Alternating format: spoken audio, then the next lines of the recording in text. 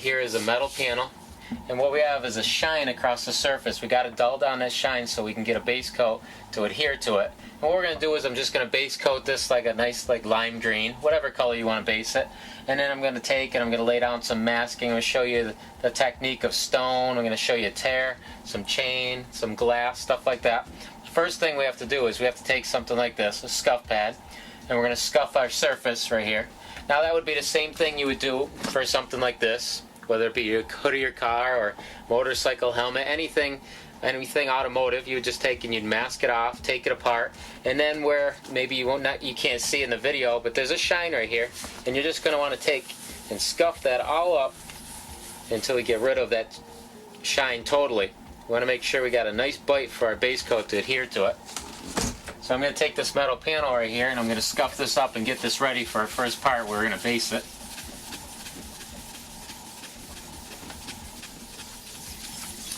Okay, so now that we got it all scuffed up, we got it nice and dull, our shine is all gone. We'll take something like this. This is a tack rag. It's just a little bit sticky. And what we'll do is we'll just take and wipe over top of this and remove any loose dust and debris. And then we're going to take our green. Now instead of an airbrush, we're going to use something like this, a mid-sized gun that'll base this nicely. And what I'm using is a water-based, non-toxic, odorless paint. This way you can use this in your garage, basement, anything like that. And we're going to take, I'm just going to take and lay on a medium to dry coat. You don't want to put this on too wet.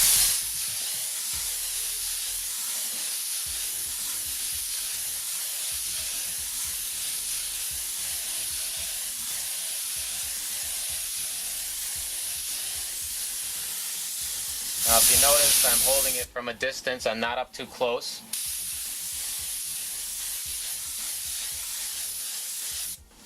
And we'll dry that with a heat gun or a hair dryer. You want to make sure it's dry in between each coat.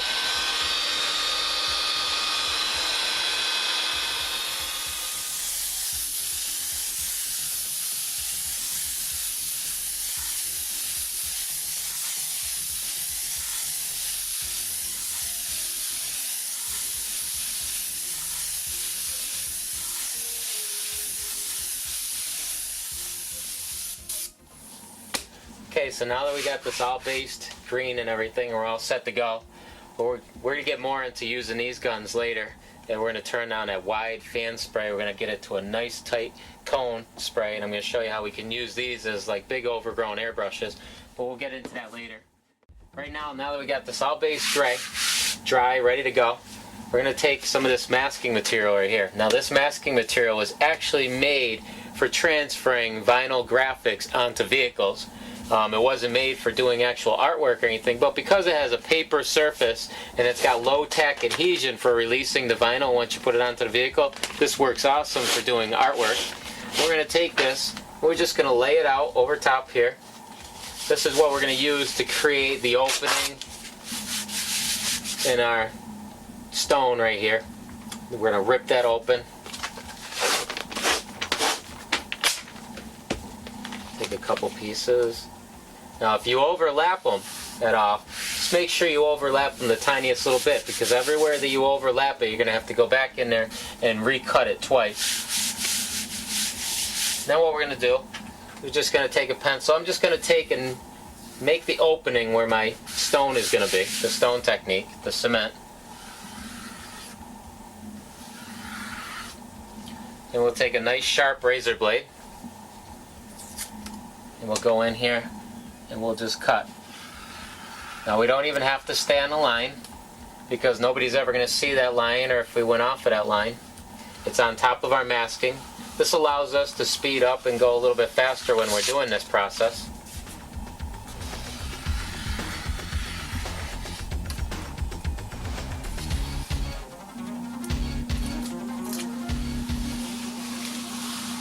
Okay, now that we've got our opening right here, we're going to take and hook up our airbrush. We're going to start with just a neutral gray, which is just black and white mixture together.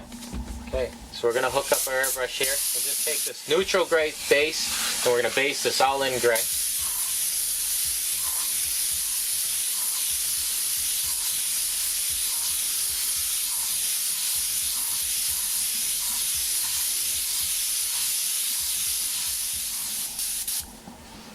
Okay, now that we got our gray base all done, I'm going to make sure it's nice and dry.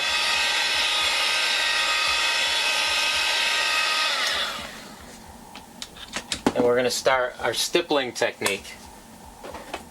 What we're going to do for the stippling is we're going to take and we're going to use our black. We're going to start with our black and we're going to just take an object. I'm going to use a razor blade. You can use any type of object. And what you're going to do is you're just going to take an angle the airbrush right on the end of the razor blade there. And when you push down, you pull back, paint comes out, builds up right on the razor blade and spits off the end. We're going to take this spitting technique.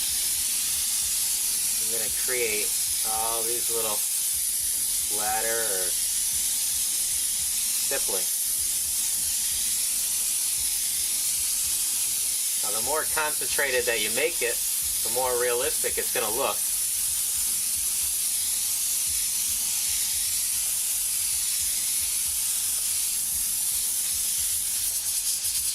Once we've done black, we're going to go in there now, and we're going to use white, do the same thing.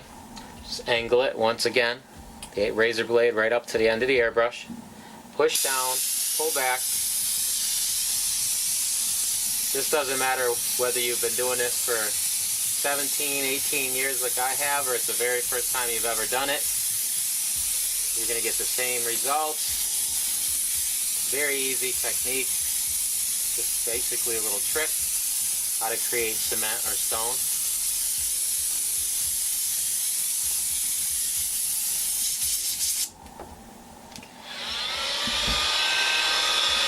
Okay, so you want to make sure, because some of these droplets are pretty big and wet and everything, you want to make sure it's thoroughly dry.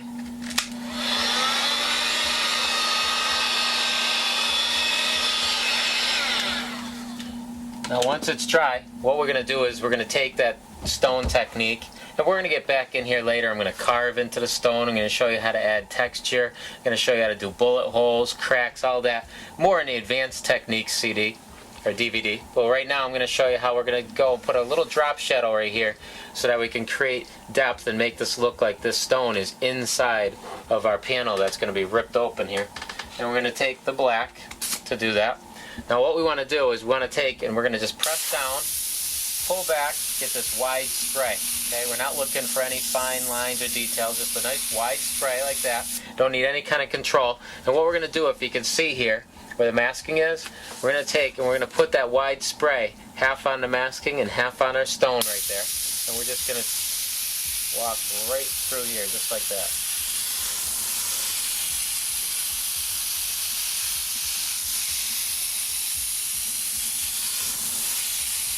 You decide how dark it is, how many passes you want to go over it. Same thing right down here or along this edge. Now this edge, because it's up and under, you're going to make this a little bit darker than you're going to make down here. You want enough down here to define it. It's a nice wide spray, very easy to do.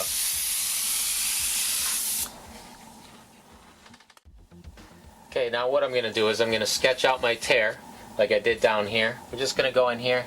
And we're drawing on top of our masking, so this helps build up our confidence, because if we were working on our car for the very first time or any project at all, you're going to be a little bit nervous if you're drawing right on the vehicle itself that you'd screw it up. On here you can take and make any changes, scribble it out, make all your corrections right here. Then once you get it the way you like it and everything, you're going to take a razor blade and you're just going to go and you're just going to cut this out.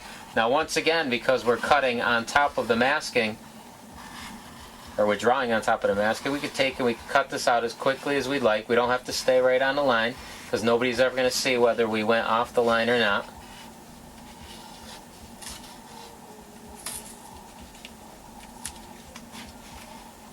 And we'll peel that right out.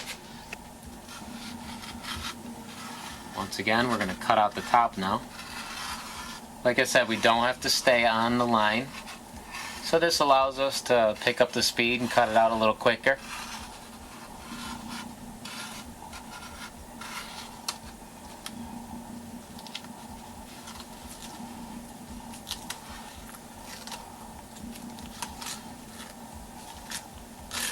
Now the correct way to use a razor blade, instead of digging the point down and you're going to leave cut marks and stuff, what you want to do is you want to lay that blade down on that super sharp edge, and it's going to cut much easier. This stuff cuts very easy. If at any time you have to press harder to make that same cut and the blade's getting dull, throw it away. These are only run about $5 for 100 of them. That's why we go and use a regular straight edge blade instead of an X-Acto blade. Now that we've got it all cut out, what we're going to do is start with black. First part of this technique to do the tear right here is just take that same wide spray that we were using, and what we want to do is guide that wide spray right through the tips right here. Now don't make this harder than it is. Some people think that it must be harder than this and that you got to have more control, get up closer and outline around it. That's not the technique. You don't want to do that. You want to take just a wide spray right through the tips of our tears. Then we're going to do the same thing we did when the masking was on here. We had a wide spray, half on our masking and half on our concrete right here. Same thing. Start off here, pull back, nice wide spray right through there. What's going to happen is our wide spray is going to be landing on the inside shadow as well as on the green here, and gives you that contrast, and it gives you that look that it's rolled under. Once we do the black wide spray here, black wide spray there, we're going to take white, and with the same wide spray, we're going to guide it right through the middle. Once again, we're going to take that wide spray right through the tips, like this, nice wide spray right through the tips, right there.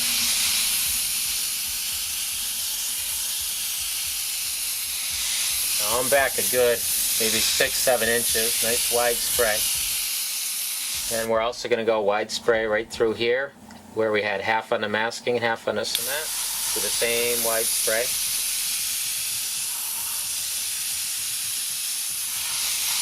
You don't need any kind of artistic skill and ability, no control at all to do this.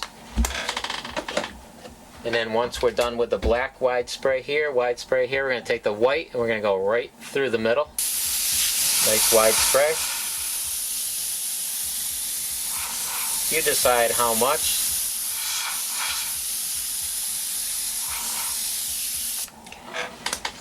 Okay, now we can go ahead and we can unmask. See how our tear came out. Now the masking does all the work for you. Makes this a very easy technique to do.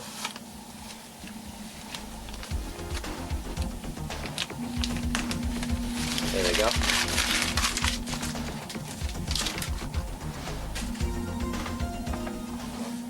Okay, now what we're going to do is we're going to go back in here and I'm going to use another masking, a clear mask this time. And I'm going to cut right on that line. I'm going to show you how we do our drop shadows and make that look like it's three-dimensional and raised right off of, the tear is raised right off of that green surface. What I did here is I took a piece of that masking, that transfer paper, that artist mask that we have, and we put it over top of it.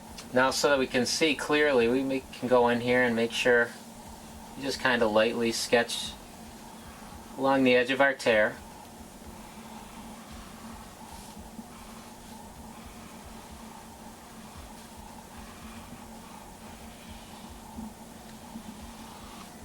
And cut that out.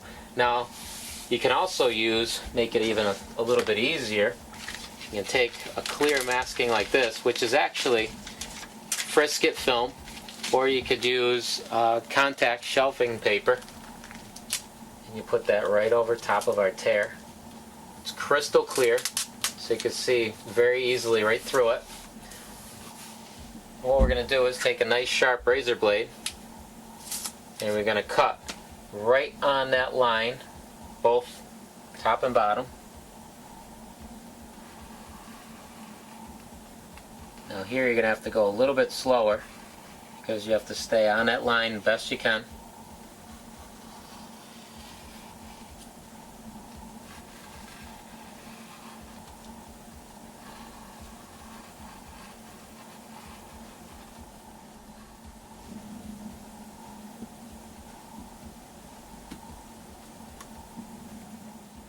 Okay, so now that we've finished cutting this, we can unmask. So taking off the outside, we're leaving our tear all covered up and protected. Take off our clear mask.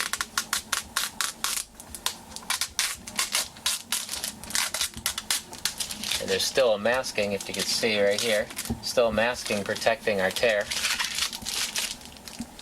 And we're going to take our black, and what we're going to do is we're going to take that spray right here, and we're going to go up here, and we're just going to do a little drop shadow on the inside of each curl. Inside of this curl, inside here, here. Just take.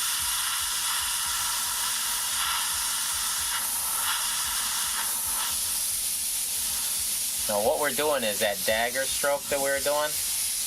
We're going on, off. Instead of being up close, we just back it up, on, off. And what we're doing is right up in here, on, off, turning it off as we drag it away.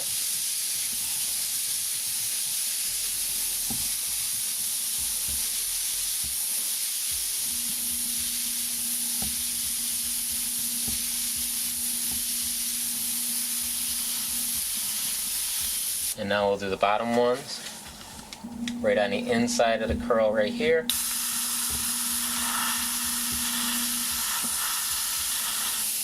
Right here.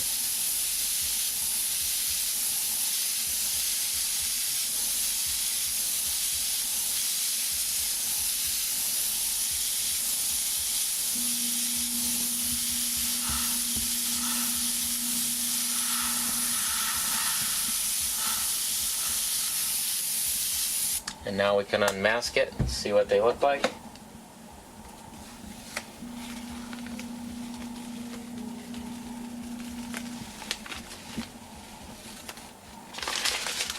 the top.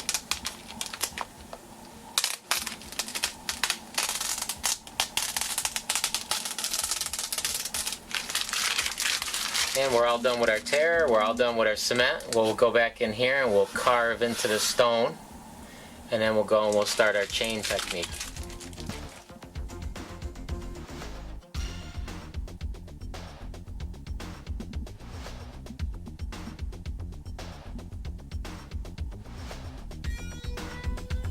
Now that we got our stone all done, our tear all done, everything, what I did is I cut the word stone with my computer. And what I'm going to do is after I take and cut that out and weed all the what I don't want out, leave the letters behind, I'm going to take that transfer paper, which is a paper we've been using for all these different techniques, and we're going to take and transfer these letters onto our stone technique. See how it holds the lettering in place. Line that right up where we want it.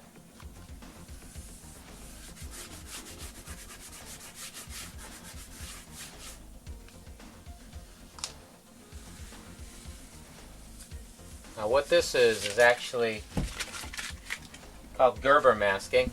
It's a little bit different than vinyl because it's a little bit thicker and it's also got a lower tackiness to it, so you can peel this back off. We're going to start with the black. And what we're going to do is we're going to make it look like this stone, or this word stone, is carved in by taking and doing a shadow on the bottom side and a highlight on the top. This is going to give us the illusion that it's raised up or embossed. We're going to start with the black, and we're just going to do a nice shadow on the bottom side of every letter.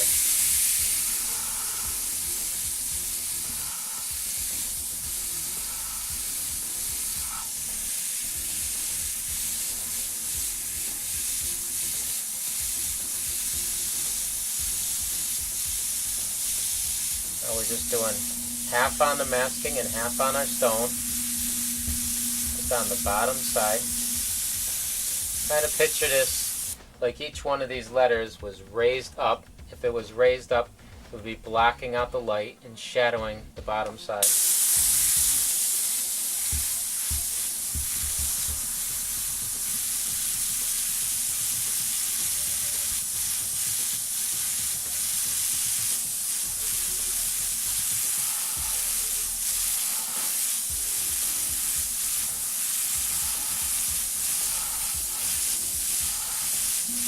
Once we do the black on the bottom of each one, we'll go back and we'll do white on the top.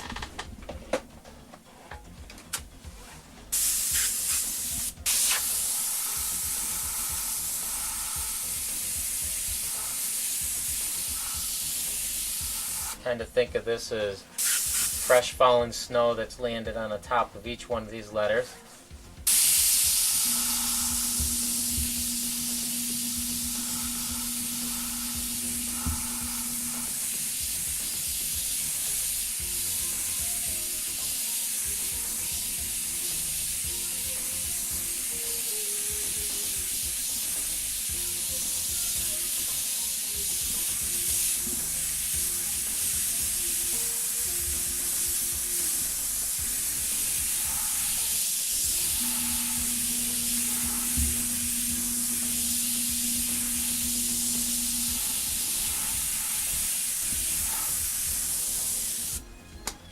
Now we can just go right in here, peel these right off.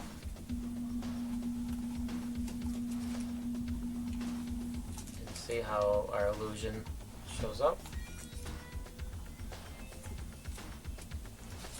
There you go.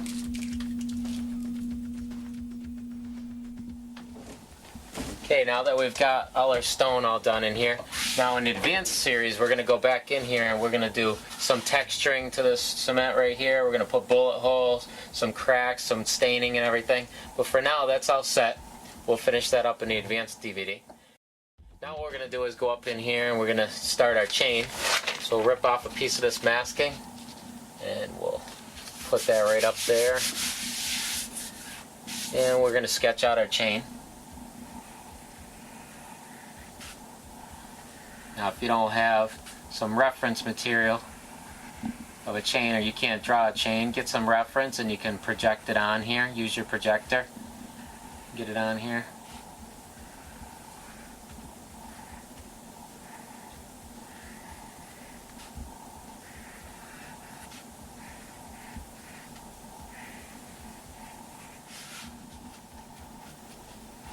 Okay, now that we've got them all drawn and sketched out here, we're going to go in here with a nice sharp blade. Remember to lay the blade down on a super sharp edge.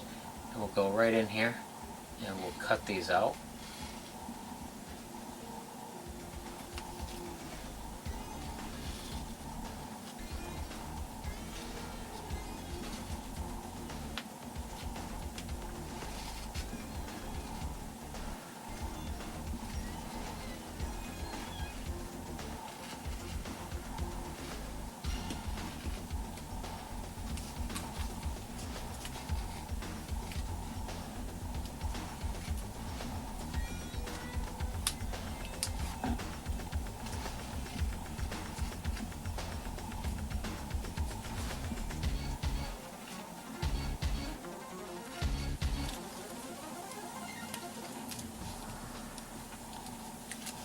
Okay, once all your links are cut out, what you want to do is make sure your masking is pressed down everywhere.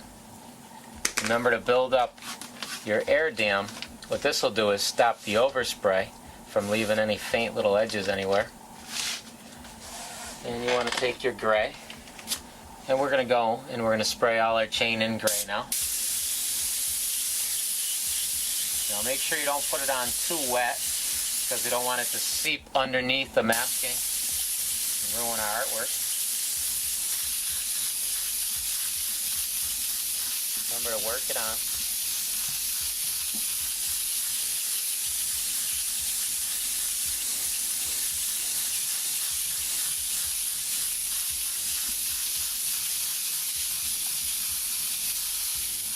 Okay, once we got it all gray base, it's all dry and everything, what we're going to do is we're going to connect the links right here. We're going to go in here, I'm going to use this masking, this shield right here. I'm going to use this little rounded edge. I'm just going to line up that little point to that little point. And I'm just going to take the black and get right in there. So we can give an indication of that weld right there. Turn it over, connect those 2 points right there.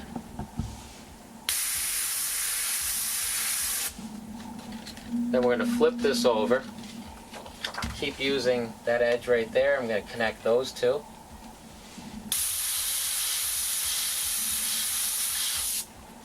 And the same thing for those.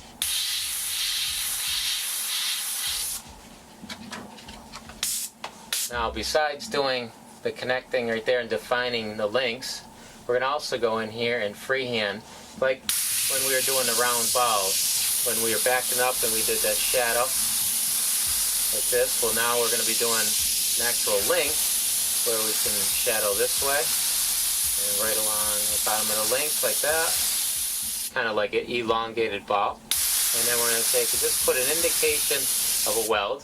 So we're going to go in here and do that.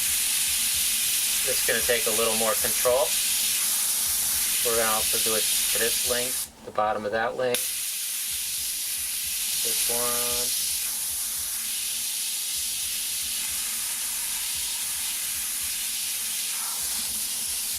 one, and we'll go back in here with our stencil and connect the next one.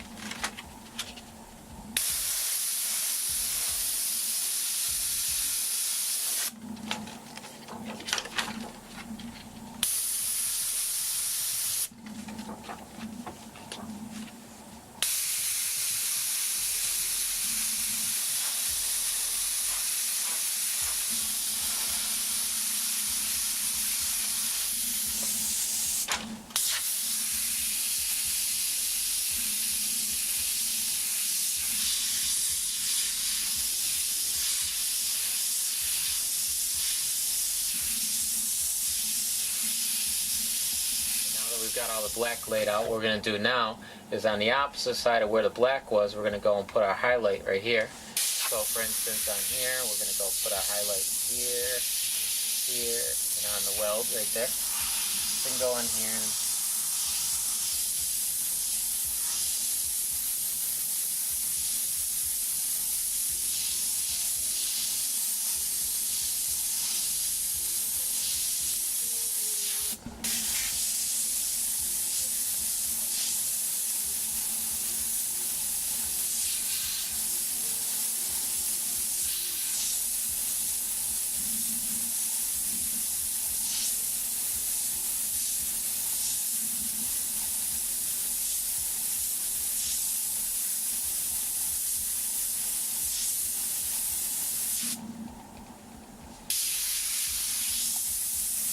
make sure you keep cleaning off the tip. You get a nice spray. Doing this.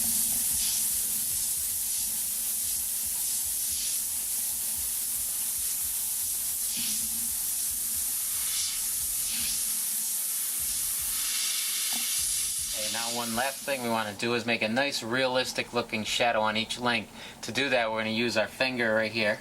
Gives us a nice defined edge, but it's kind of soft edge instead of a nice sharp edge. If we used a masking, something like this, we get a real super sharp edge. We don't want that. So we're just going to use our finger. It's going to be rounded like the curvature of the chain link.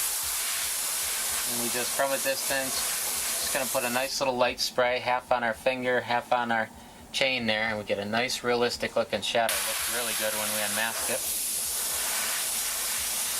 And we'll go and we'll do that to each one of the links.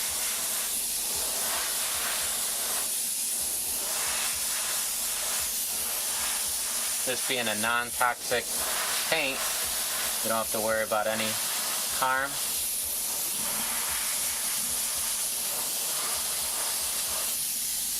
Now we can unmask it.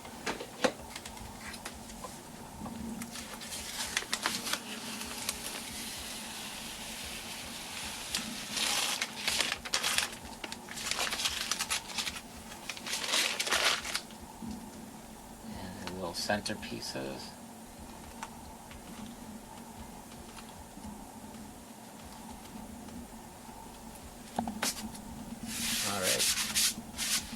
Alright, now we're going to go in here and put a drop shadow and make it look like the chain is actually floating on our surface right here. And what we want to do is to take and just mimic each one of these links, and we'll give it a little bit of distance between it so it looks like it's actually raised up. So right here, to copy this link right here, we'll just put a little shadow right here.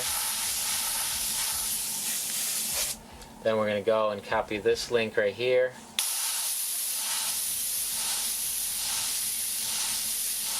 Then we'll go and copy the next link, and so on.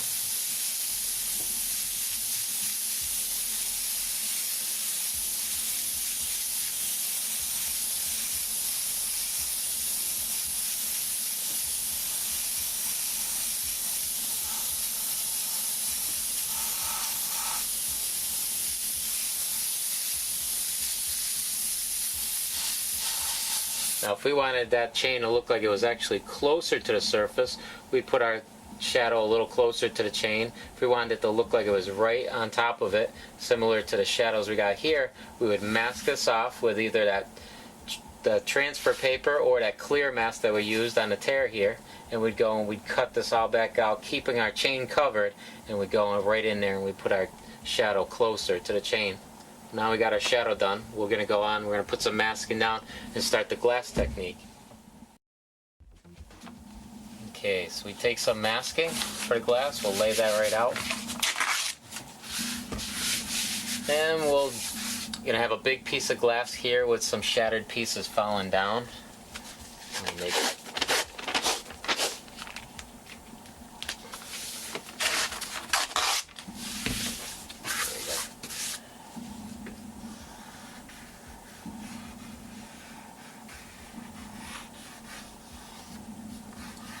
Sketch some pieces on here. You just want elongated triangular pieces. Some small, some of them we can make them a little bigger. And next thing you want to do is you want to take a nice sharp blade, and we're going to cut these right out. Once again, you can cut them out at your own speed. Peel the piece off. You move it over, 1/8, 1/4 of an inch, whatever the thickness of your glass is going to be.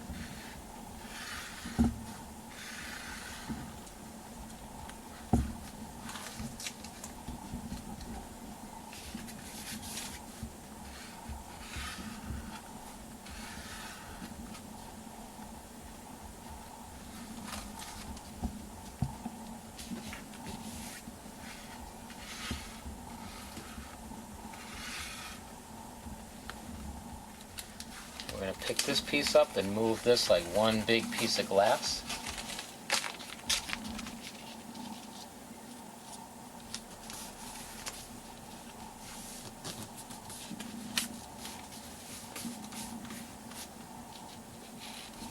And we'll just connect these little points up top here. And we're ready to go. We're going to start with our white. What we want to do first is in this opening right here, if there's any points right here, we're going to define them by taking our razor blade here, connecting the two little points, and we'll just spray that first, give some definition to that. Then we're going to take, and in that opening right there, we're just going to dust the white in.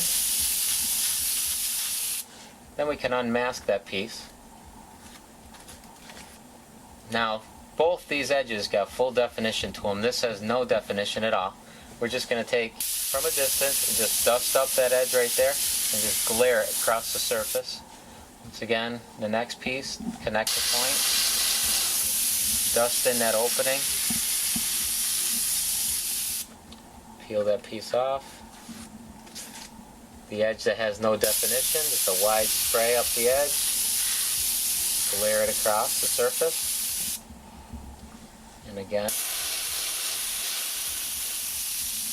to connect all these points.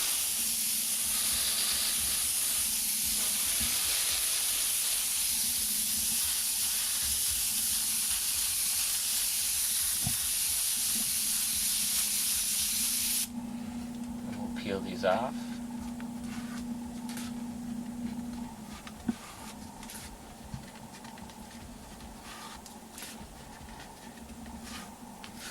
we'll just dust up the edge right here.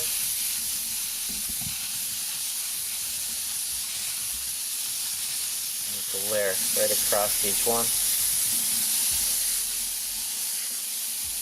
And we'll do that last big piece, dust in the opening. And we'll peel that big piece off. Now here we got this edge defined, nothing on this edge, nothing on this edge. Just right up that edge. And the big square.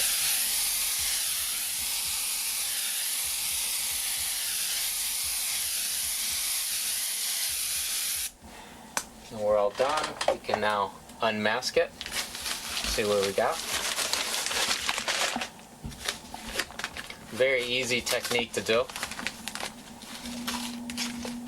It really looks good, like I said, when you've got something underneath that you can actually see through and get that real illusion that's transparent. Okay, so now we finished the stone, the tear, the chain, the glass.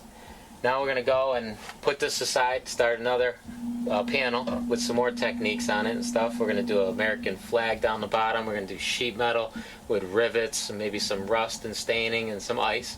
This panel we'll put aside, and what we're going to do is we'll go back and on the advanced technique DVD, we'll go in here and, like I said before, we'll put some texturing to the stone, cracks, bullet holes.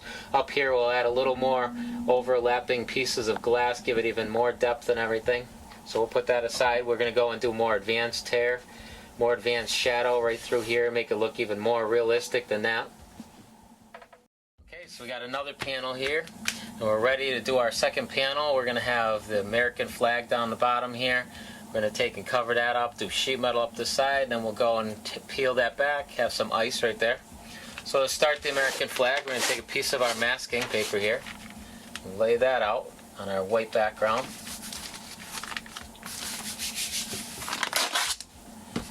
And then we'll take and we'll sketch out the American flag. Now if you can't sketch the American flag, you'll go and use a projector, and you can project that right on there.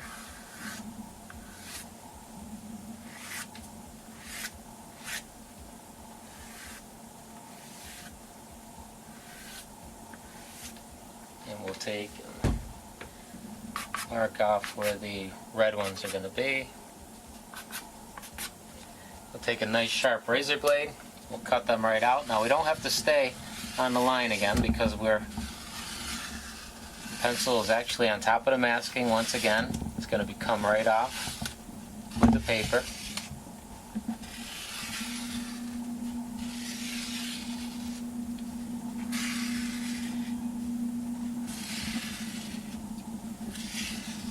And first thing we're going to do is we're going to peel out the red stripes so we can spray them in.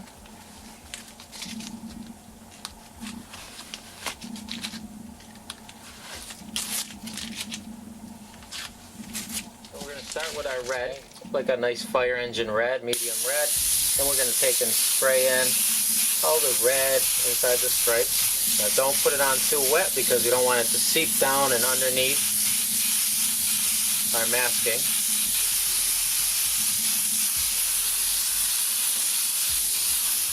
Want to make sure you work it on there, drying in between if necessary.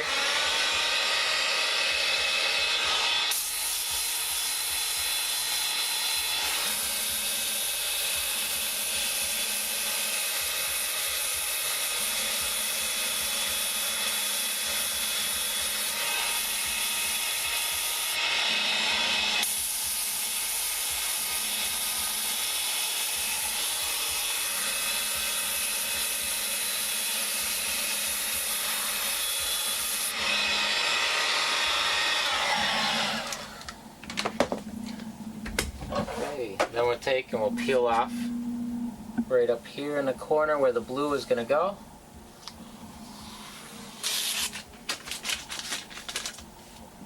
And we'll take another piece of masking. We got to cover up the red so we don't get blue on them. So we'll just take and put it right across, just like that.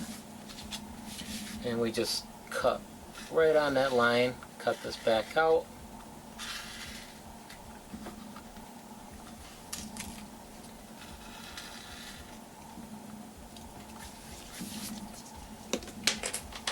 we got our blue, nice medium blue.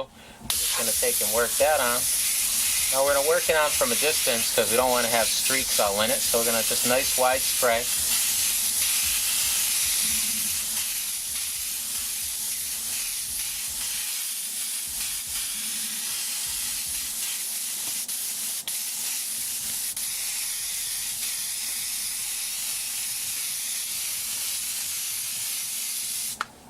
Once we're done with the blue, you can unmask all of it.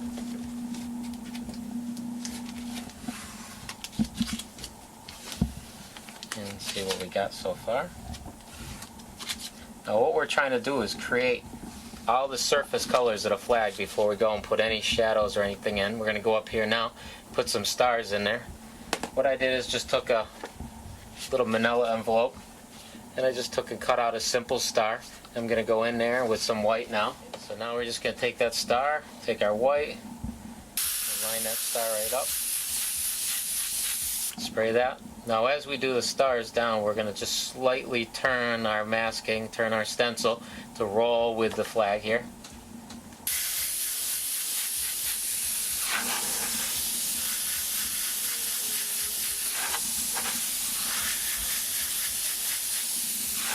The next row of stars is going to be, one's going to be right offset from these two.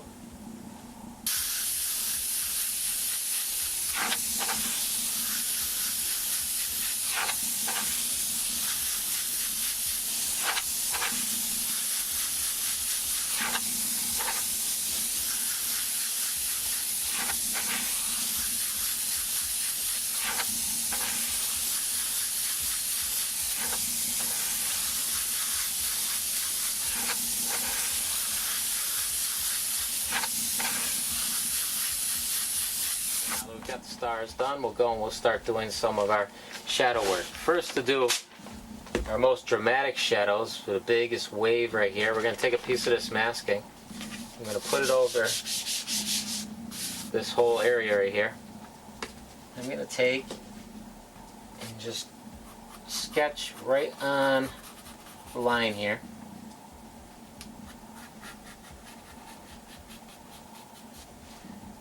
Take my razor blade, I'm going to cut that right out.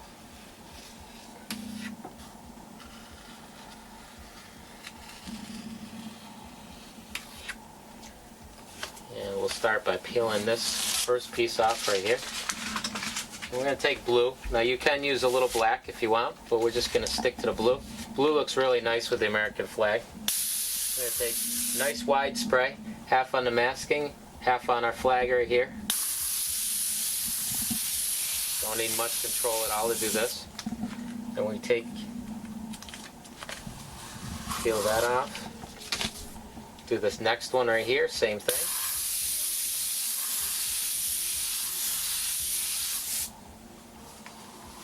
We'll peel that right off. Now that we've got that shadow, the darker shadow, more defined, now we're going to take a nice wide spray, just like we just did there, nice wide spray, half on both sides again. What's going to happen is this gets a little darker, but the overspray lands on this side and gives you that illusion that it's rolled and rounded. Same thing through right here. Then we can take, and right here where it rounds off the edge right here, nice wide spray. Notice I'm back a ways, about 6, 7, 8 inches away. Nice wide spray. And anywhere in here we want a little bit more wave, a little bit more character definition. You decide how much. Then we're going to take our white and we're going to do our highlight right in between our shadows. So we got shadow, shadow, highlight in between, shadow, shadow, highlight in between, and so on. Start from the top, drag that down right through there, between the shadow and shadow, the highlight right here. Here, between here and here.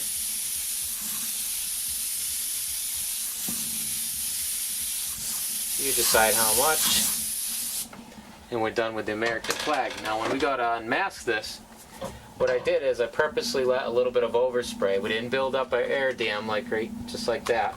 So we have a little bit of overspray right here. That overspray would actually ruin our painting if this is our finished piece. So to avoid that, you want to make sure that you remember to build up your air dam. Now here, it doesn't matter because we're just going to unmask this.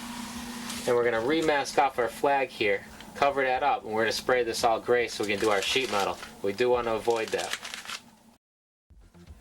Okay, now that we went and we cut along the flag, we can peel this piece off. We're going to keep the flag all covered up. And if you notice, I cut into the flag just the tiniest little bit, that way we don't have any kind of gap or anything when I pull this off. We don't want any little white gap in between there. Then we're going to take our gray, and we're going to base this all gray for our sheet metal technique next.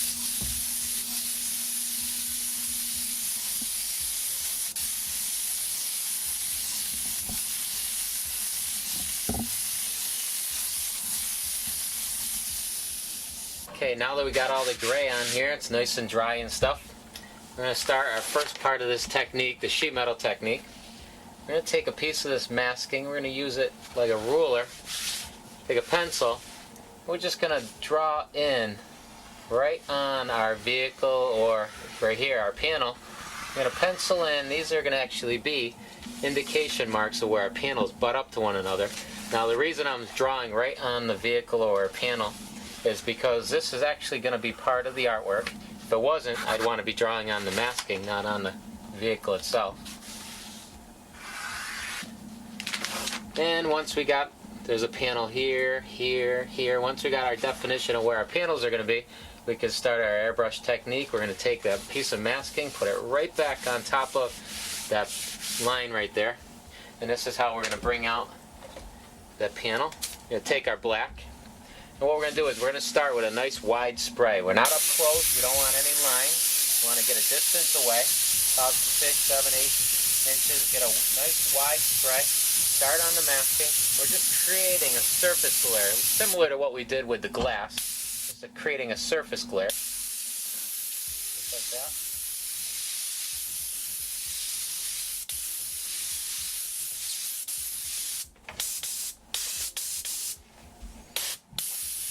The only thing we want to keep in mind when we're doing this is that our glares all have to go the same direction throughout our whole panel. Keep them all going parallel to one another, starting on the masking and just dragging away. After we do the black, which you can see, we'll take a little peek here, and you can see what it's doing is it's actually being chopped off by the masking and helping define the edge of our panel. We then take white, do the same thing in between the black and black. We'll put white here from a distance, a wide spray.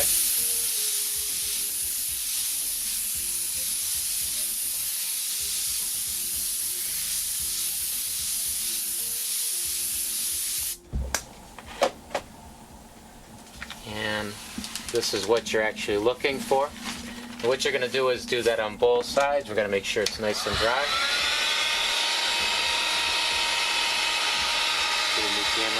So now we're going to take the masking and put it on the other side of that line. And once again, nice wide spray from a distance. What we want to do is start on the masking again and just create our glares going from the masking away. We just have to keep the same direction that glares are going. Now, they don't have to line up with the other ones on the other side. They just have to keep the same direction going. Wide spray.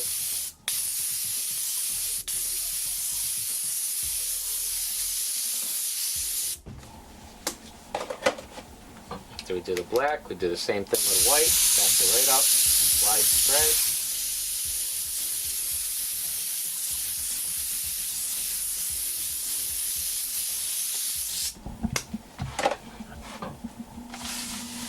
Now we want to do that on both sides, both vertical and horizontal to each line. So we'll take and put this right on that line. And right here, white's there, black's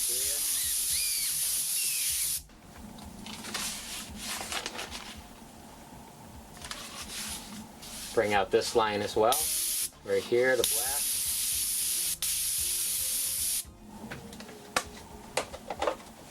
And we'll take a little bit of the white right here.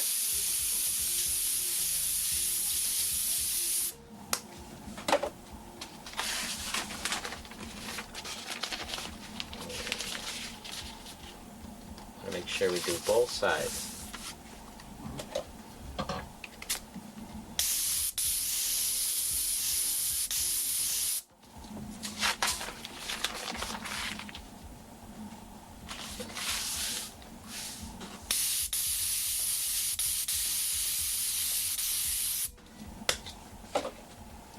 Okay. Now that we've created all the surface and everything, we're going to go in here and we're going to do our little rivets everywhere to hold this together. First thing we're going to do is start with putting the first rivets in the corner of our panels. Each corner across from the corner, across from the corner. Then we'll evenly space down the panel.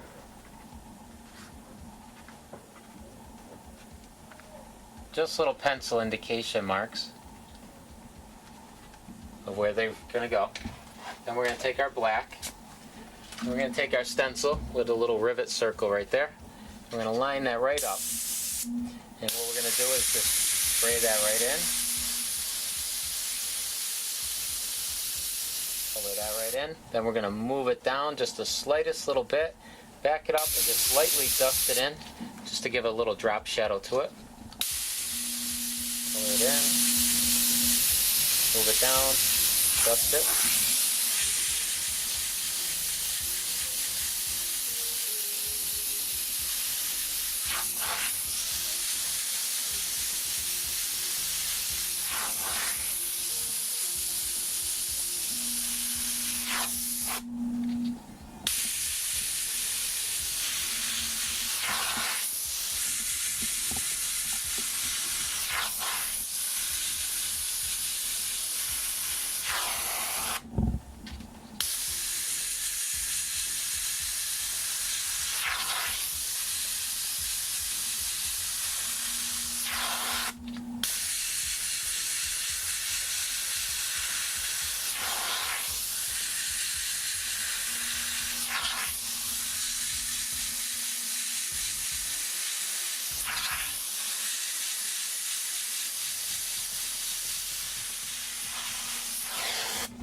Okay.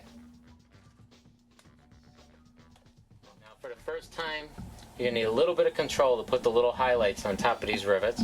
What we're going to do is, normally we've been pressing down and just pulling back and just getting whatever spray because our masking's doing all our work, even the stencil's doing all our work. Well, now for the first time, we need a little more control to put that little highlight on there. What we're going to do is we're going to press down, right, just air comes out, hover right over top of that rivet, and we're just going to gently pull back the trigger just enough to put a little highlight and then push it forward to shut it off. Pull back, push forward. A little bit of control needed to do these highlights.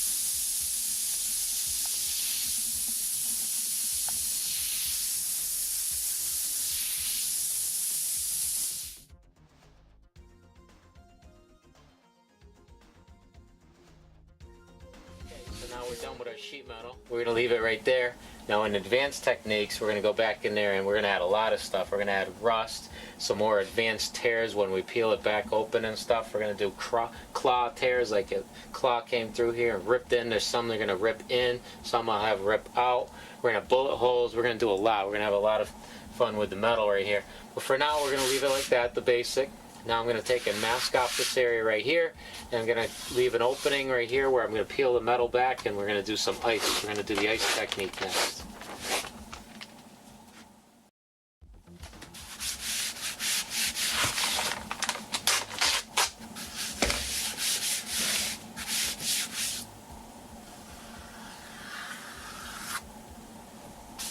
Okay, so this is where we're going to have it. We're going to have it peeled back, and we can even sketch out our tear.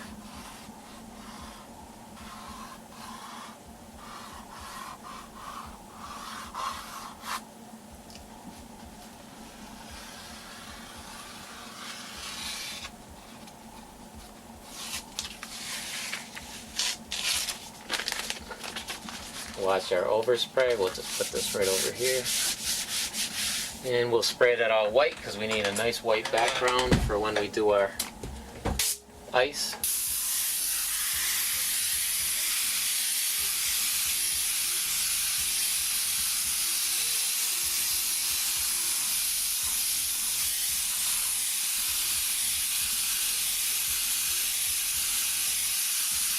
Okay, what we're basically going to do now is we're going to take a blue. We can use the same blue that we were using for our flag. And we're going to take and we're going to make a bunch of panels similar to that glass panels we were making. Okay, we're going to make a bunch of panels. The only thing is we're going to make these edges and stuff with our hand. Now if we went in here and we just used the masking edge, it's much too sharp and defined. We need a softer edge. So we're going to take our hand and we're going to go up the edge of our hand. Okay, give it a nice soft edge. Then we're going to take and we're going to glare from a distance, glare away from my hand. Okay, just like we were doing with our glass. Now we need the other edge. Now we can go and we got a panel here, and just put a glare across the surface of that panel. We're going to make these shapes, butt them all up to one another. Up the edge, glare it across the panel from our hand. Up the edge of our hand, glare it across. And we're building all these shapes right here. Now what we want to do is get rid of any white areas that we have by backing up and just dusting over lightly. Okay, so we've about finished up the blue there. Make sure it's all covered with some shade of blue, whether it be the dark, the lighter blue, whatever, just so our white will show up. And we're going to start the white next. What we want to do is we got on this side, think of these two sides as the peaks. Right here where it peaks right up. Well, on this side you got the blue. So on this side we're going to do the white. So we'll take our hand again, line it up on there. So right up along the edge of our hand like this. And then create the glare from our hand. Same the way we did the blue. You're going to do that. Right on this side's blue, that side's the white. Right here, blue's on that side, we'll do white on this side.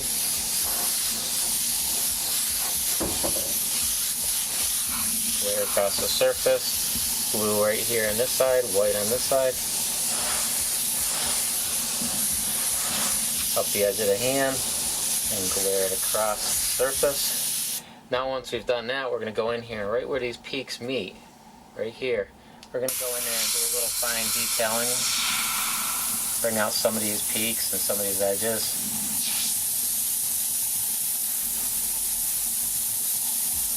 Now we want to get up really, really close. Use a little bit of paint, get a fine line. We're going to cut through and put some cracks here and there. Give some character and definition to this ice.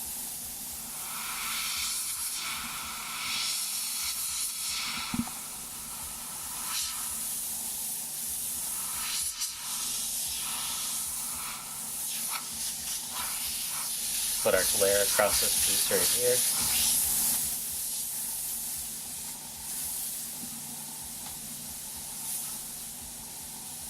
We want to get up there where our needle is almost touching to do this. And then the last part of this, after we highlight the peak, do some cracks through the surface, we're going to take the white and we're just going to lightly frost over the whole area from a distance. This is what really gives it that icy look, the frost over top of it.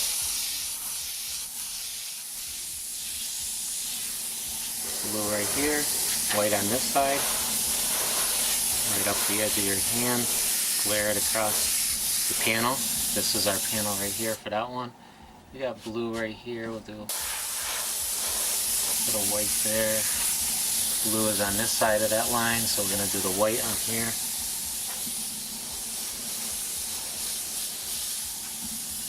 And blues on this side, whites on this side.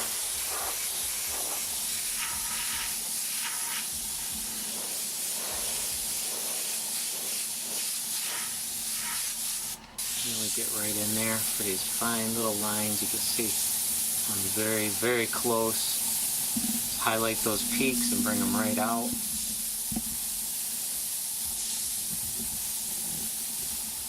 then here and there just do some fine little cracks.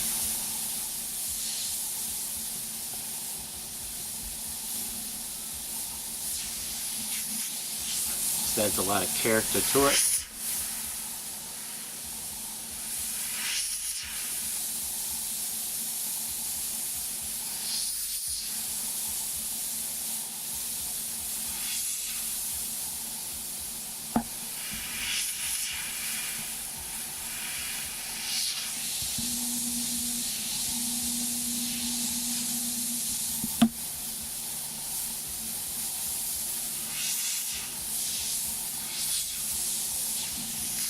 And the last part is we just take and you frost over the whole thing from a distance. Just going to take nice mist and frost it right over the whole thing.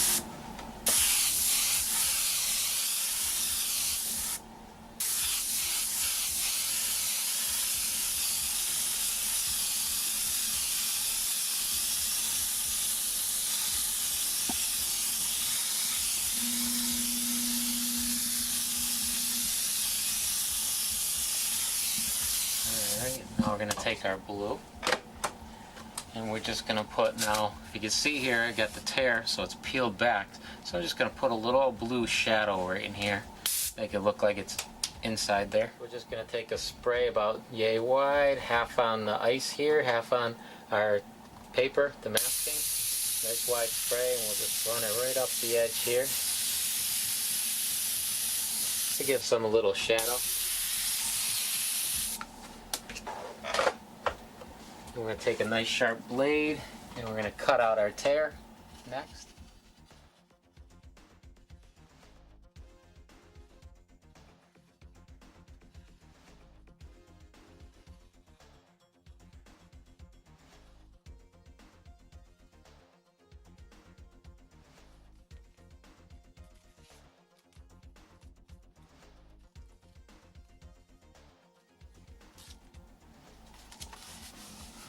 Okay. Now what we're going to do is take a piece of the clear masking and we're going to cover up the ice so we can do the black wide spray here, wide spray through the tips, the white through the middle, and recreate our tear like we did earlier on the cement. Make sure this glue is dry. Okay. We'll cover that right up.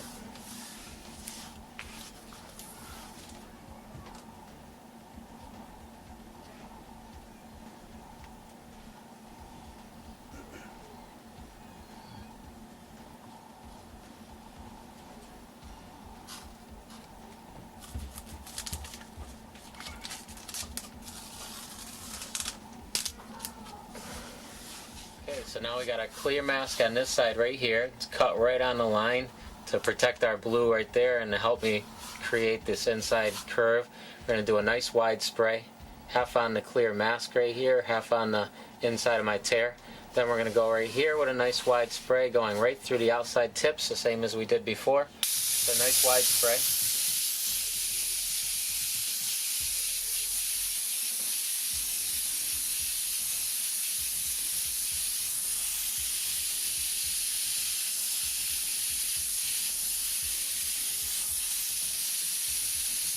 We're not worried about that rivet because we're just going to cover it right up.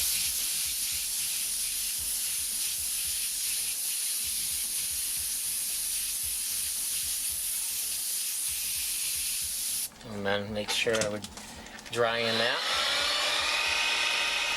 And then we take our white. And with the white, we're going to go right through the middle right here. We got shadow, shadow, our highlight right on the peak. Nice wide spray right through the middle.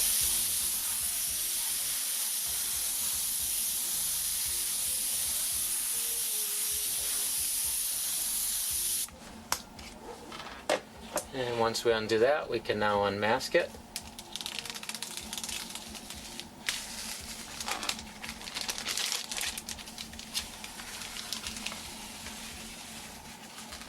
And we've got our tear. What I'm going to do now is I'm going to go in here and just finish off this tear by putting in my drop shadow on the inside of the curl. what I did here is I took a clear mask and covered up this, cut right along the edge to protect my tear, and then I just covered with the rest of my ice so I don't get any overspray on it. So I'm just going to go in here right now and just on the inside of the tear put my little drop shadow.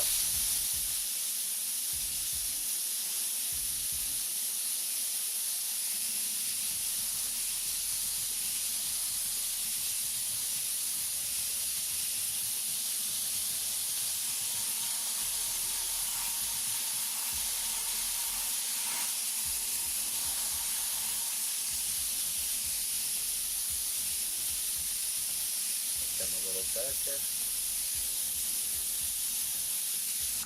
Okay, we can unmask all that now.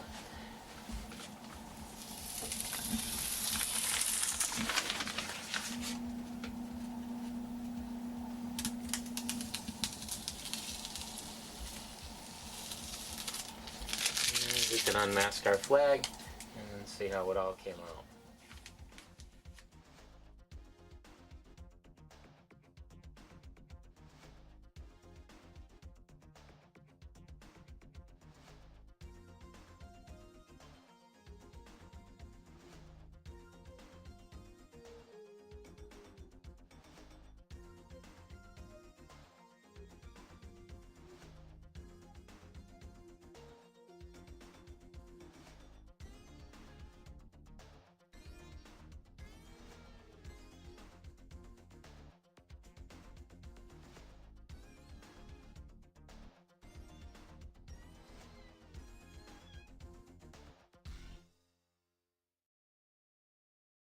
We masked off the top here, and right here we're going to do a couple panels of wood, have little beveled edges and everything.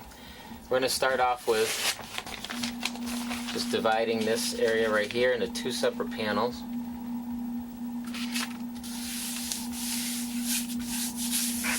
Now what we have to use is a nice white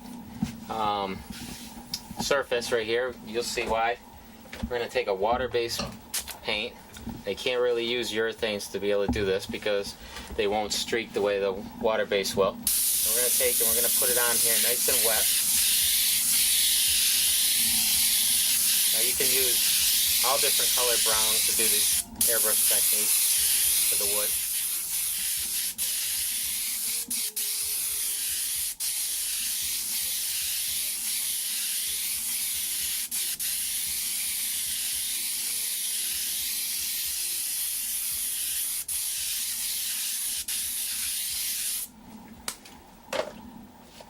Once we lay out the base color, we'll go in here and we'll just lightly put in an indication of where some knots would go. A little knot right here, and a little indication of some of the graining.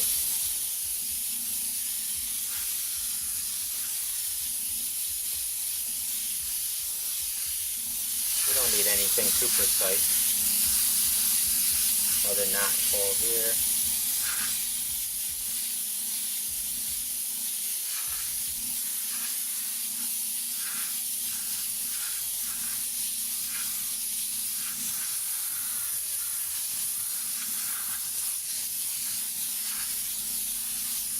Okay. Next thing you're going to want to do, take something like this, Scotch Brite pad, and you're going to want to just put some streaks in here.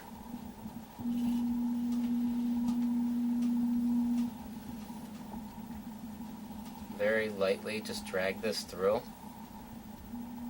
Go around your knot holes.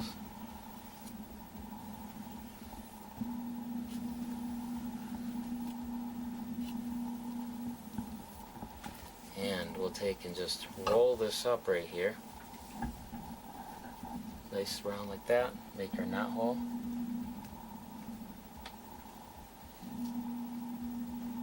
This one again. There we go. Okay. Alright, so we make sure it's dry now. And we can go in here with our darker color again. Go back in here and put our knot hole again. Just darken that right up. And we'll also put our little grain indication again.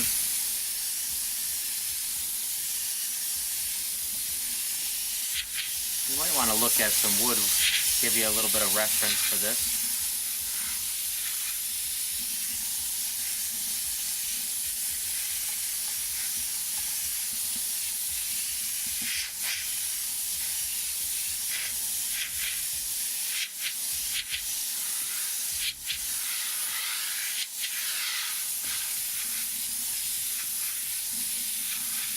But basically, a good pattern is to come in closer and then bring this point out farther away from the knot.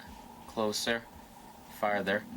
Then bring the next one just up a little bit. They're still close. And then bring this one way out the point, way out farther from the knot. And you just connect them as you do your dagger stroke. You just connect those 2 points. In close, far away.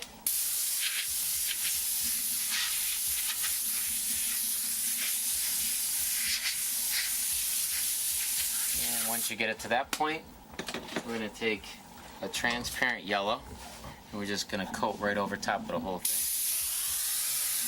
Just lay this on nice and heavy.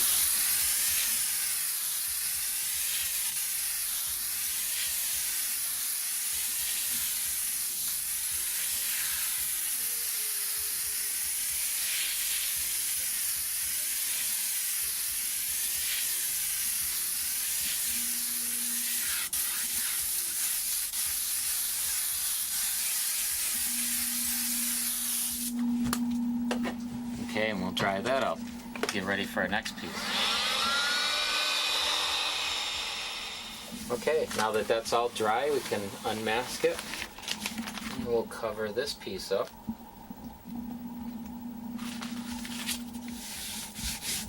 We'll start the same technique again for the second piece.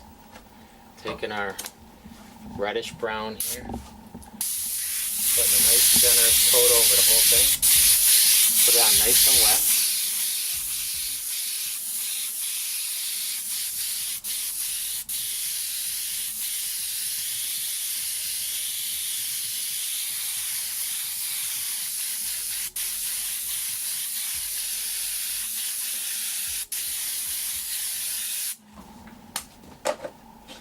And we take our darker color, darker brown, put a little indication of some knot holes.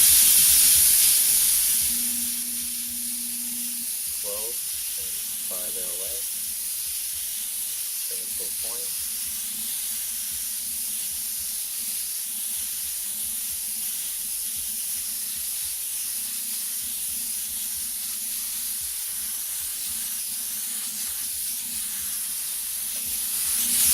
Again, don't be too picky with these lines right here,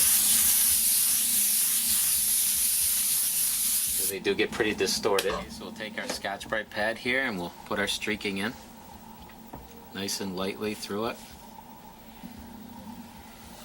around our knot hole.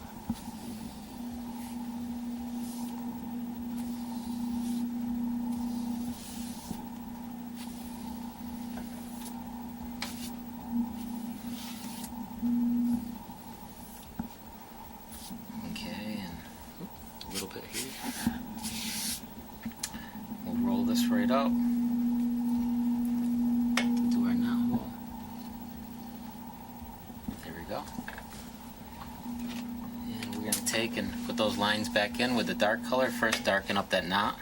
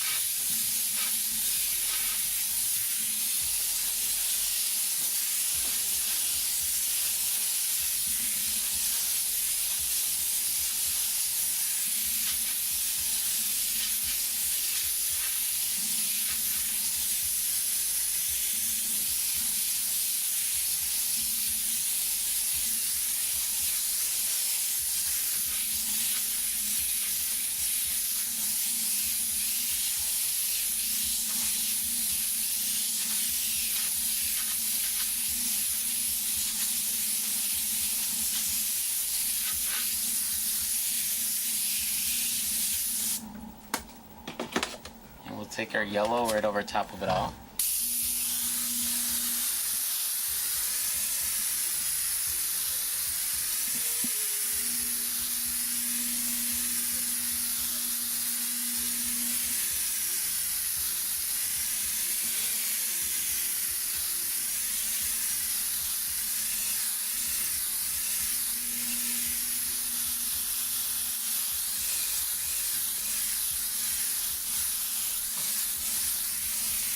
Okay, we'll dry that up. Okay, once that's nice and dry, we'll take, let's see what we got here. Now we got our 2 pieces of wood. What we're going to do is put a nice little black seam in between, a little gap in between the wood.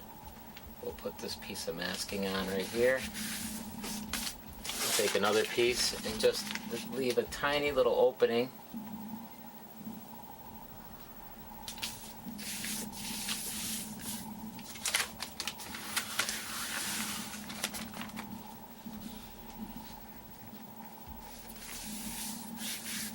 There we go.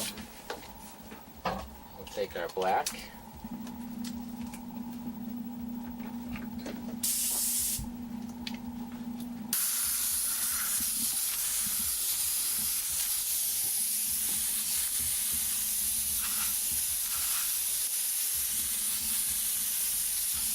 Make sure we keep that nice and dry.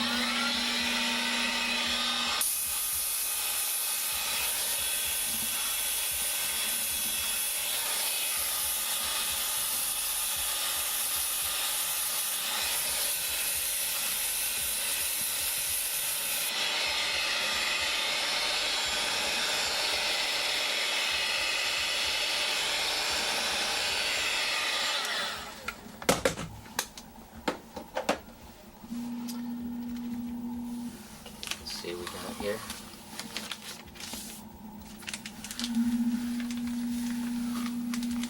Okay, now we're going to go in here and we're going to bevel the edges on here. We'll start with our top panel.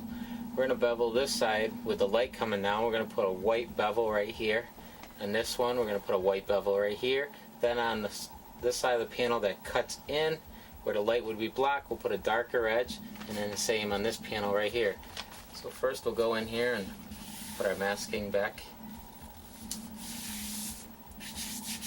down there. Decide how big this beveled edge is going to be with our dark color.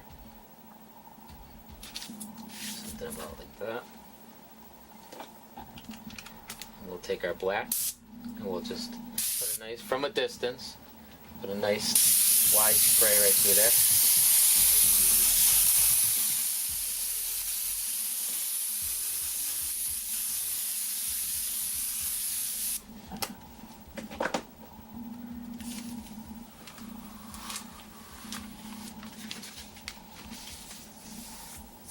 Okay,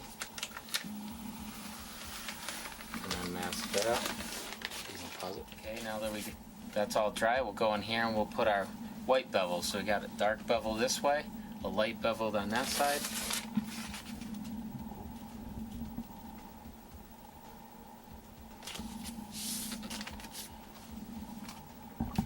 Nice wide spray right through there with the white.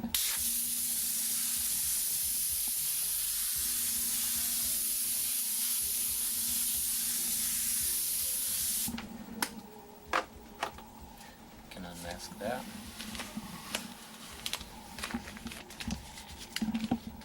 And we'll go right down here and we'll do the white down here. Now we don't want to get any white overspray on here, so we'll take another piece of masking and we'll just mask that off.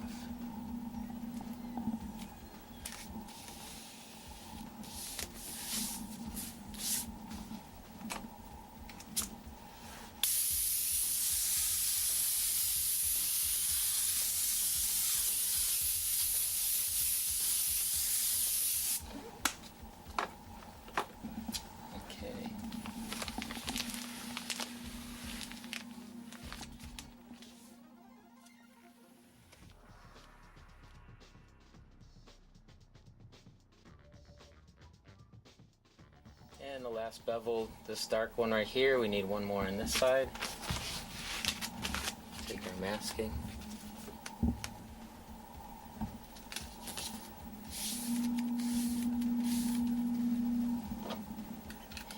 our black.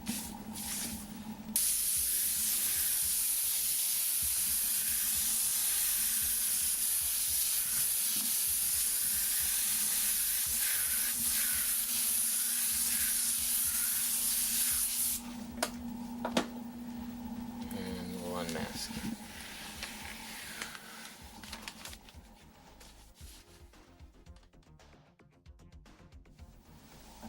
Okay, so now that we got the wood and the graining all done, we've got our texture all done, and we went in here and we beveled our edges, the light areas right here, the dark areas going the other way.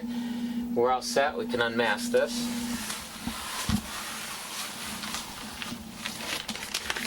Now we'll go back to this panel later into the wood and we'll burn it, singe it, do some more stuff and to add to the wood to give it some more character and everything. But for right now, we're going to cover that up to protect it. And up here we'll start doing our marble.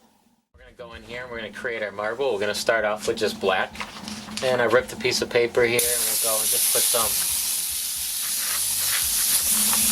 neat little effects in here with the paper real quick.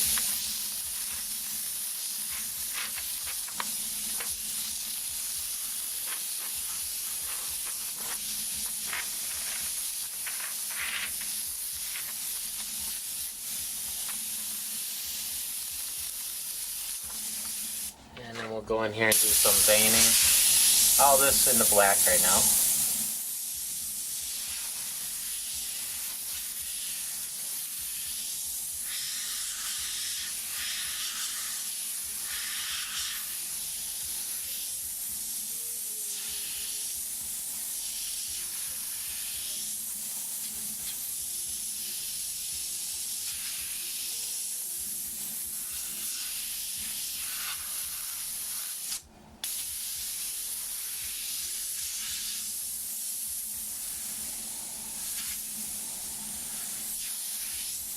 Some thin, some thicker.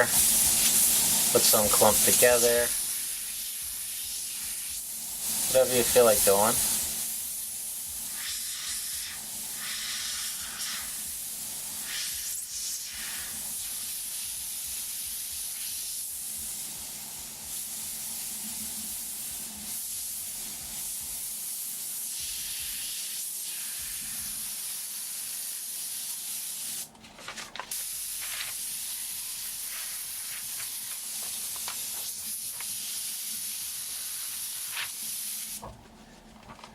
Do is go in here with our gray.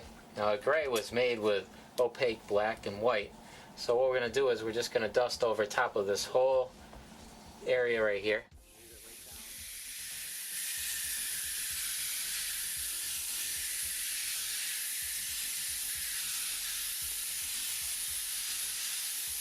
Nice wide spray. We're backing that right up. Right over top of all this. Gives a gray look to the marble. At the same time, it's going to mute the black.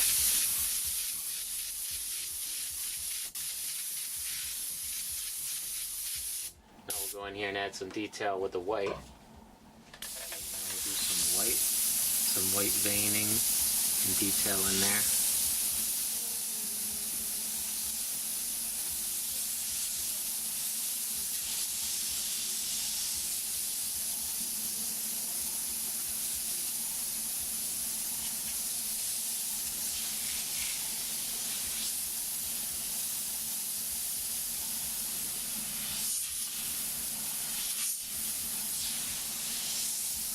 Get right up close, kind of like what we were doing with the ice. Just get right up close and put some real nice veins and detail and stuff in there with the white.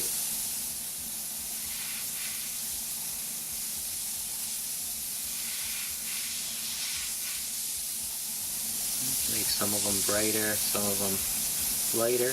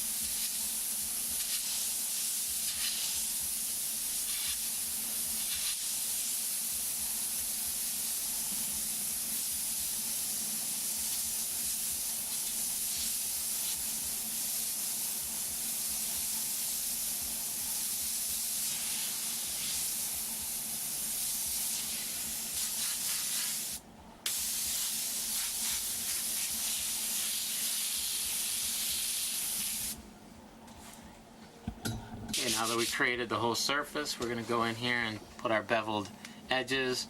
We'll put white along this side, a brighter white, a little less white, darker black, a little less black right here. Make it look like our light source is coming from that side. So right here on this side, we'll figure out the size that we want to make our beveled edge.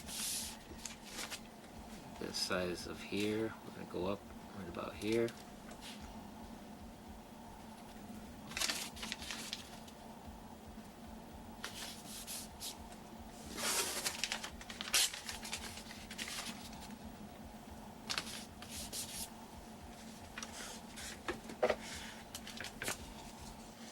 Take our black.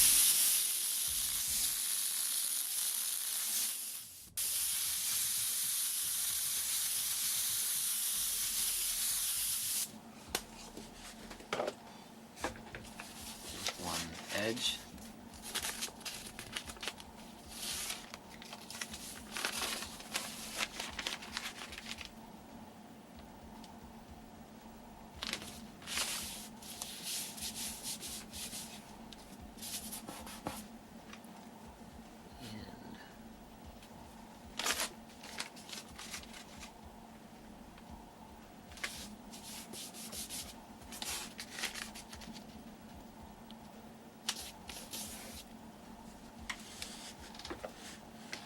Now this bottom one will make a little bit darker than that one.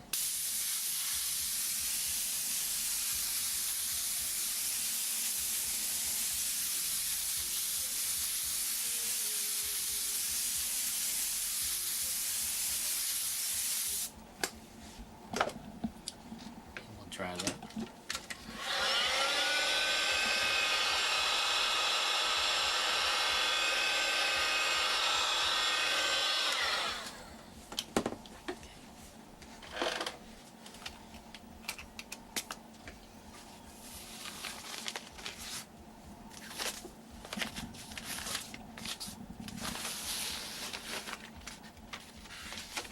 Now we'll mask off this side right here.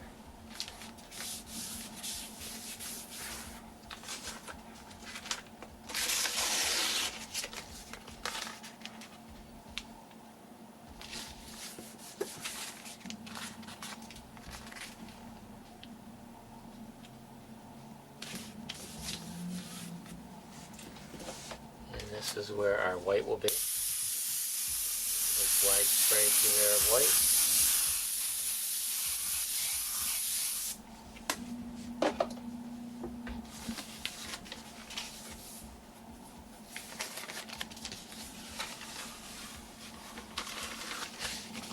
And then the top.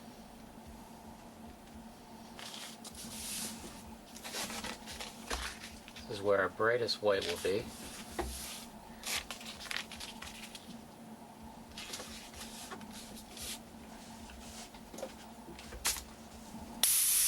Distance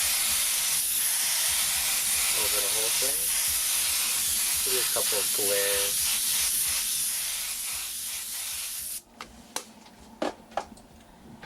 One last bit.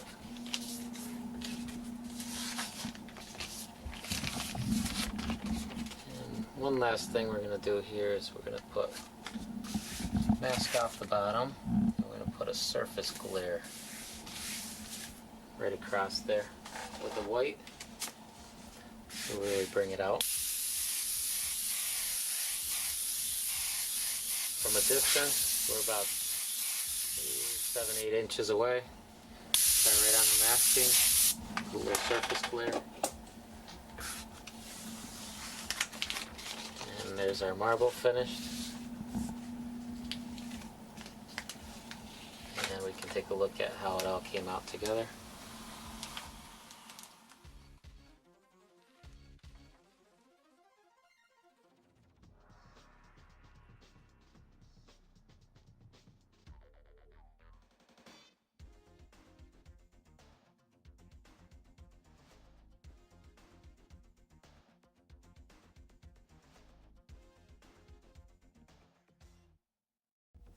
Okay, for our next panel we're going to go in here and do the checkered flag and the flames, the realistic fire.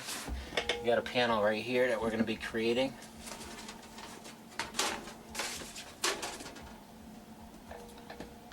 here. We're going to go in, create the checkered flag right here. I'm going to show you how easy that can be done with this masking. Then we'll go and we'll blacken out this surface up here, this area, and we'll go in here and start the realistic fire. First, we're going to start off by taking this masking and put it on the bottom half of our panel.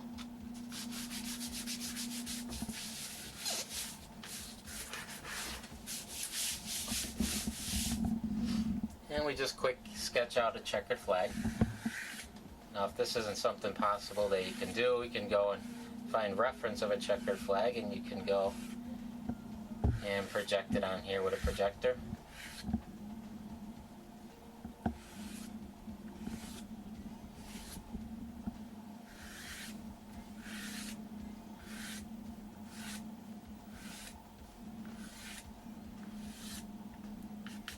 And we'll just mark the ones that we're going to be cutting and removing.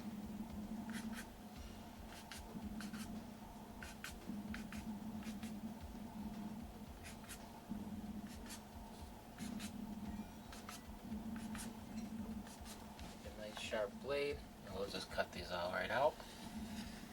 Once again, you can cut this rather quickly if you'd like. You don't have to stay on the line.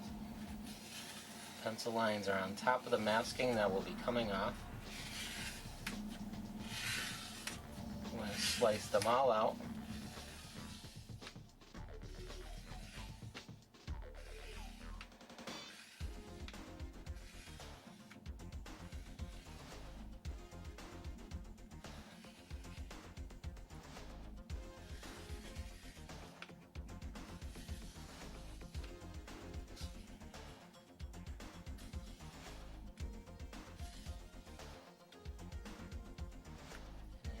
Peel them out.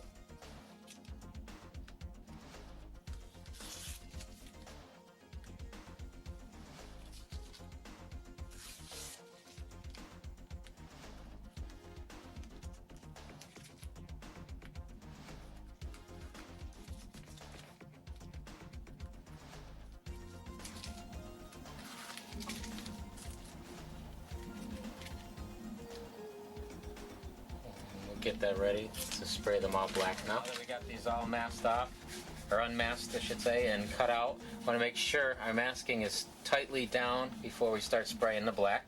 Then we just take and spray in the black. Now you want to work it on. You don't want to go and put it all on at once. You don't want to put it too wet and have it seep underneath or anything. Take your time.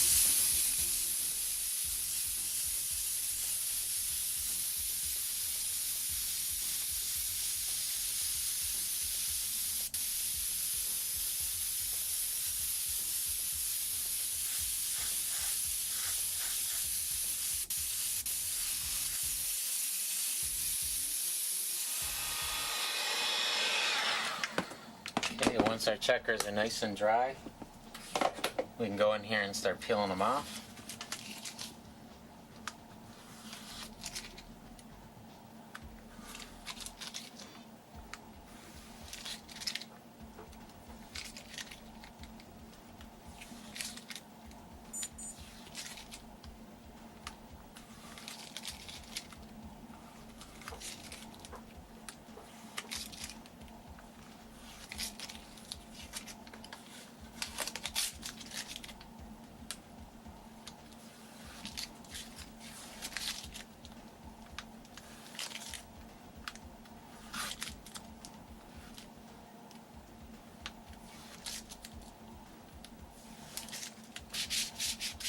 Okay, so now that we've got our flag, the surface color is all laid out here and all ready to go. Now I'm going to go in here and put our shadows and our highlights. We're going to take a piece of the masking. We're going to put it right over the center. And we're going to make the two bends there. We're going to really enhance these shadows right here. We'll go and we'll cut right on the line.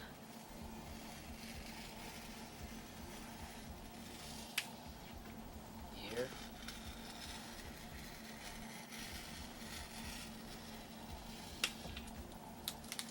We'll just peel that center piece right out. And we're going to do the same with the black here that we did with the blue when we did the American flag. And we're in a nice wide spray. half on the masking, half on our flag here, just to make the darker shadows.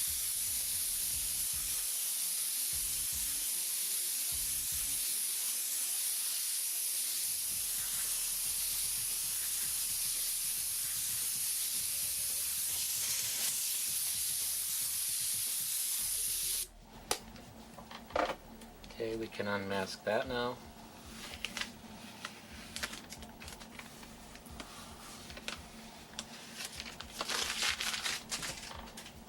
And now we want to take and go back with the black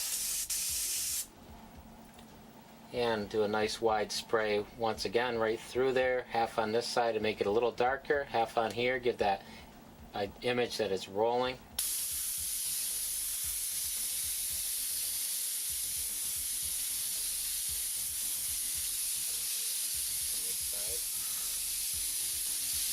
Nice wide spray, so we're back a good 6, 7, 8 inches. And right here where it's going to just flop over like here and roll off the edge and roll off the edge here. Nice wide spray on the edges.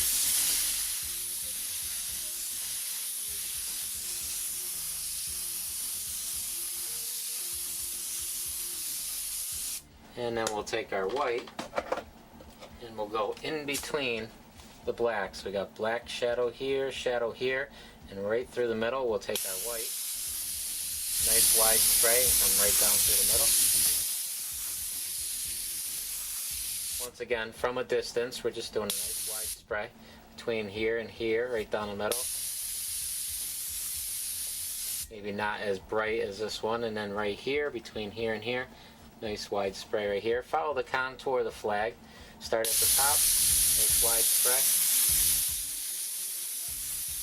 And we have our shadow, our highlight, our shadow as it rolls, our darker shadow as it rolls back farther, the little highlight in between, darker shadow here as it rolls back up, highlight and the shadow. We're all done. We can unmask this right now.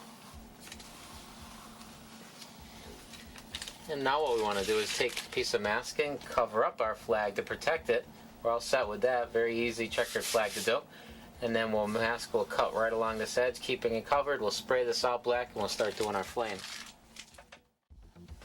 Okay, now we're all covered up here. I cut just the tiniest little bit into the flag so that when I put my black, it'll come right down to it. There won't be any little gap in between of white.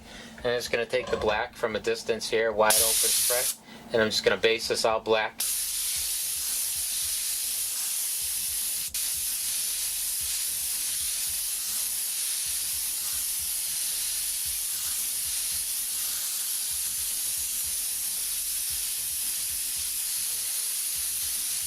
It's all blackened out right here. We can start our flame. There's 3 colors here. We're going to use an opaque white to do all our shaping and everything. Then we're going to, the other 2 colors are transparent. We'll get into those in a minute. First I'm going to show you the basics of the flame, a little bit of a theory behind it. We got ourselves a wick. We got ourselves a little candle illustration here. But you got yourself the wick right here, and this is the shape of our flame. Okay, so we want to go and make that shape, which is actually pinched, and it's wide and then pinched. We want to go in here and we want to create that shape with our white. Now when we're doing this, we don't want to go and create it, okay, like this. Okay? We want to make that shape, but we want to take, and this is the way we want to build it up. We want to take our white, and we want to go over the middle part, because after all, the middle is always going to be the brightest part of our candle, and it's going to glow out, so this is always going to remain brighter. So the way we shape that is we just keep going over the middle. Now I'm about maybe 5-6 inches away, get a nice wide spray. And I just keep going over that middle. The more I go over it, the overspray builds up. Okay, we want to work with that overspray to build up. Once we build it up as wide as we want it, then we'll go in here and we'll put the little top point on it, and then we'll put the bottom. So we get our wide pinch shape. Now if we were at any time to just go like this with our hand, it would flicker. That's where we get something like this shape right here. And once again, we build it by going over the middle part, nice wide. We want to keep it real fuzzy and vague right now. We don't want any detail. So we're from a distance just building up the middle, the brightest area. Once we get how wide we want it, now it's going to be pinched, wide, pinch. Then we'll go and we'll just add our point here. Now to do this is basically our dagger stroke. You remember back when we did our dagger stroke where we went and turned it off, on, off. We brought it to that little point. That's what we're doing here. Nice wide spray, and we're turning it off as we're dragging it up. Now if we want to go in here and take this and twist it or turn it, we can take this right here and do another one right here. Building out nice and bright in the middle. Building up the middle part of it by going over it and over it, get it nice and wide, then put our tail on it this way to connect, and then this little tail like that. Now we want to really go along the edge here, right here, up against the flag here is going to really bring out that flag. So we want to make sure we get a nice bright area here. Now we can make these, any of these where they're pinched and then wide and pinch, we can go as wide as we want. So we go pinch, we go wider and pinch. Same here where it's pinched, we can actually make this wider. So let's go in here and make it a little wider since we want that nice bright area along the edge of our flag. As long as the middle is the brightest and it fades out to the edges, we can come in here, nice wide bright edge along the edge of the flag. And we're going to do another pinched, wide pinch. We'll cover that one right up. Make the end of it.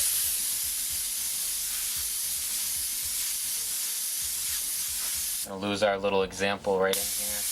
Go right over the middle. Nice big. We'll put another one up the top here. Build the middle up.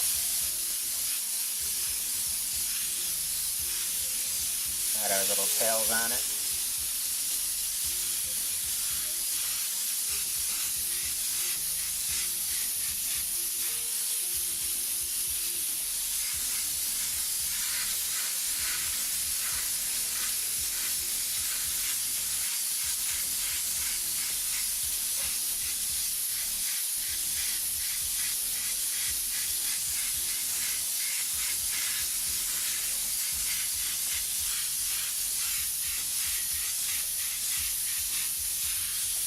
You make them as wide as you'd like. Build it right up. Now I got it nice and bright all along the edge of the flag where it'll really pop out. Got them all shaped. Got it pinched, wide. Bring it right down. This is just like one big one right here. Pinched, wide, pinched, wide, pinch. Right through here. And now we're going to start our next color. Okay, now we're going to go in here with our transparent red oxide color. This color was custom made up to be able to do these flames. Takes all the guesswork out of it for you. It's a transparent color, so it's not going to show up on our black background or anything. It's only going to show up on the white, and it's only going to show up to the degree that we want it to. We're going to go in here right now with a nice wide spray, and we're going to go around the outside edge. Why? Because back to our candle illustration right here, the brightest part will be in the middle where our yellow is going to be. And then around the edges where it fades out, it's going to fade to an orange, a brighter orange, and then it's going to go to a darker orange, and then right off to this nice red, amberish color around the outside edge. So we want to go right around the outside of our flame with this color, fading it right off into the black background. Very easy. You can dry it as we go.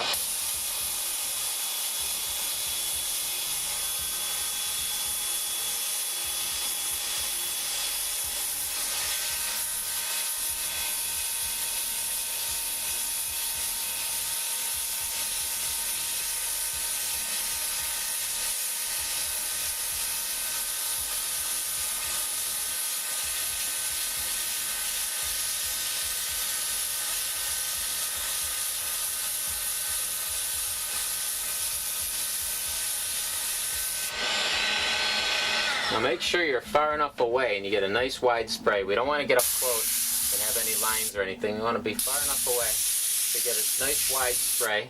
Wide enough that it will fade onto the white and show up the orange color, but also blend off into the background and fade away to nothing. You want to also make sure that you go around and you put this color on to its full potential around the edge. But you don't want to leave it pale looking anywhere.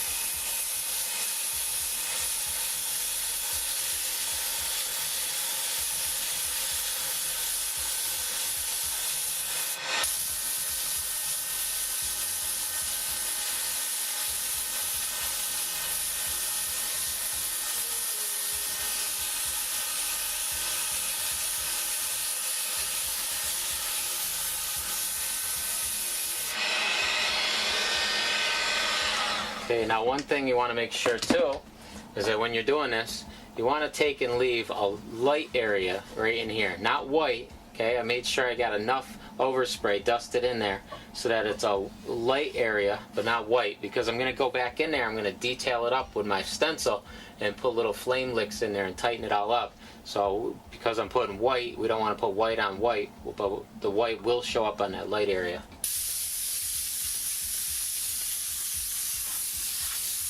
We're all set there, and we'll go and we'll use our stencil and we'll start doing our flame lick. Okay, so now that we've got that all done, our background basically, we're going to go in here and design this stencil right here to be able to make these little flame licks inside, which will really tighten up our picture. We're going to take something like here, all these rounded edges and stuff. We're going to start by coming off of the stencil, right off of this rounded edge. We're actually focusing on this part of it right here. And now we're going to go right inside of this flame right here. The reason for it is because if you go back to our candle, we'll see that our flame, the brightest part, which is going to be the flame lick that we're going to eventually turn from white to yellow, would be right inside here. Kind of like this. Keep that right inside. So we'll go in here and we'll keep this right inside. We want to start on our stencil, and we just want to drag it from a distance. Okay, we're going to drag a nice wide spray right off the edge right here, shaping the shape of our flame right here as the overspray is being shaped by our stencil. Now what we want to do is take, and we want to get up really close, do a fine thin line, as thin as we can, and we want to go right in here and just give a border to where this has got a nice tight edge, but right here it just fades in both directions. So we want to go and just encapsulate it. Take maybe from the edge of the stencil where we got right here, start it, come down, just encapsulate this whole thing, come back up, pinch it right at the top of the stencil there, and just drag it away to a nice point.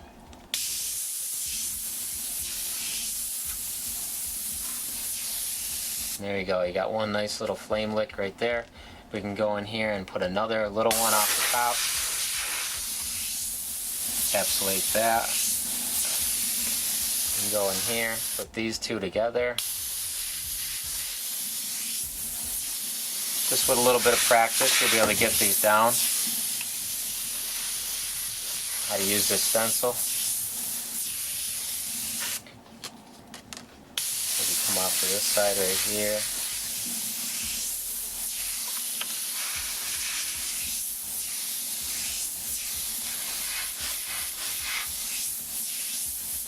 Couple little sparks flying off the top.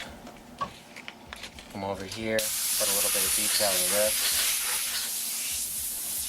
Remember to keep it inside.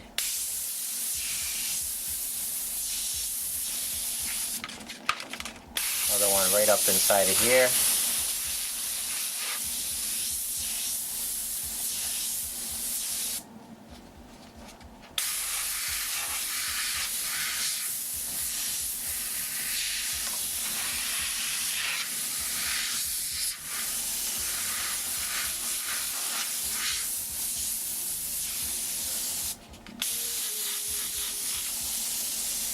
And we'll go in here now and we'll put the yellow right over top and it'll pop right out.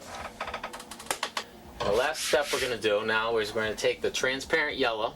Okay, this color once again, this won't show up on our black background either. It's only going to show up on the white, and only to the degree that we want it to. So what I mean by that is the brightest white part's going to be brighter yellow. Where we let that red oxide color just fade in there, it's going to mix with that, make a nice bright orange. So we just take that color, and we're just going to not worry about overspray, anything like that. It won't show up. We're just going to take and spray this right on top, right over top of it all.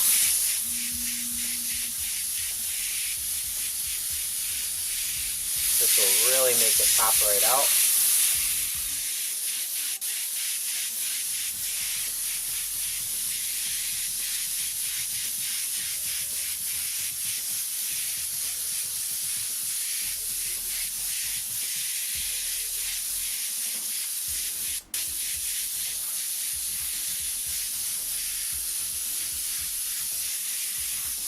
We'll dry that up.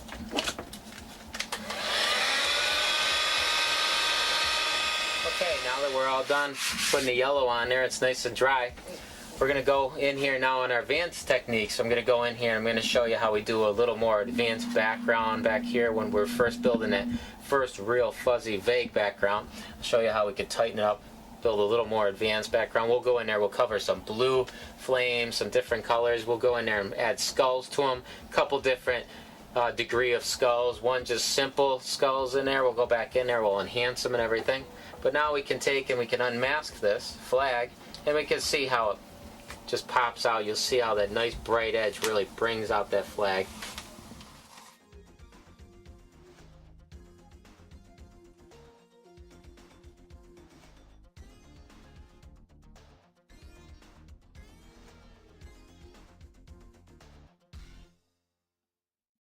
We're going to do the diamond plating, and then I divided it in half. The top half I'm going to paint it all black. We'll do some chrome lettering up here. We'll go over that chrome technique, and then we'll do some lightening around the chrome up in the black area. So first of all, we're going to base this all gray.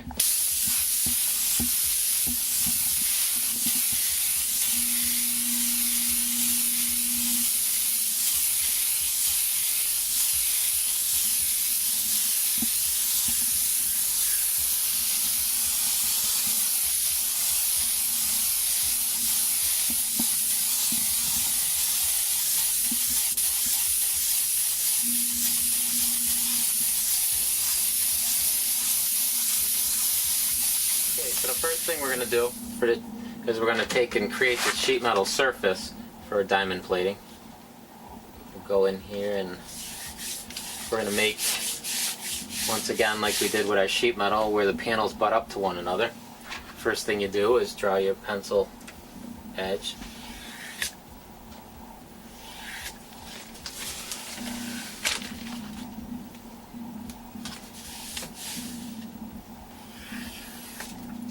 And then we start the airbrush technique to make the surface of our sheet metal, which is, first we take the black, nice wide spray from a distance. We just want to create this nice soft surface glare. You don't want anything up close, you don't want any streaking.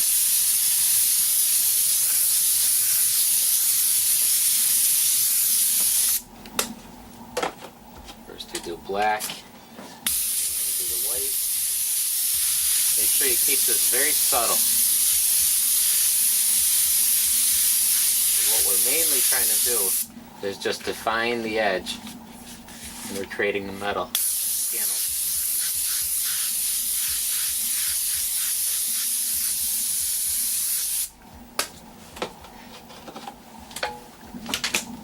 Make sure that's dry.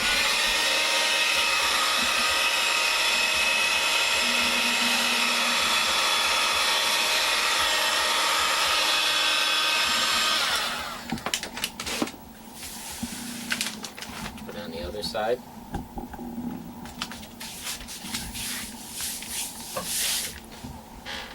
Just keep the glares all going the same direction. Start on the masking, wide spray.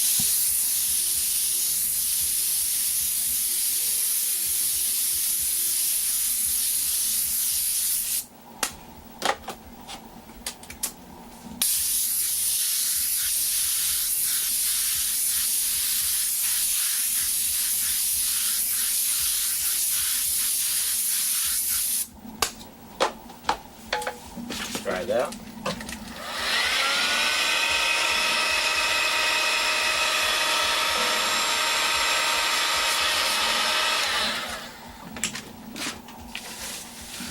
We have to do this one last line, bring that out now.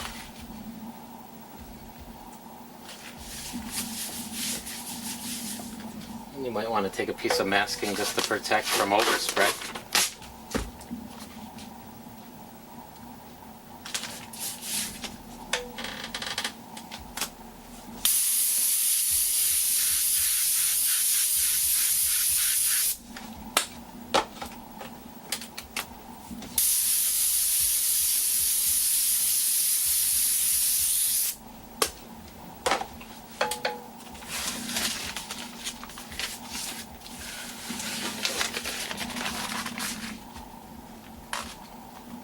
Make sure you do both sides of every line.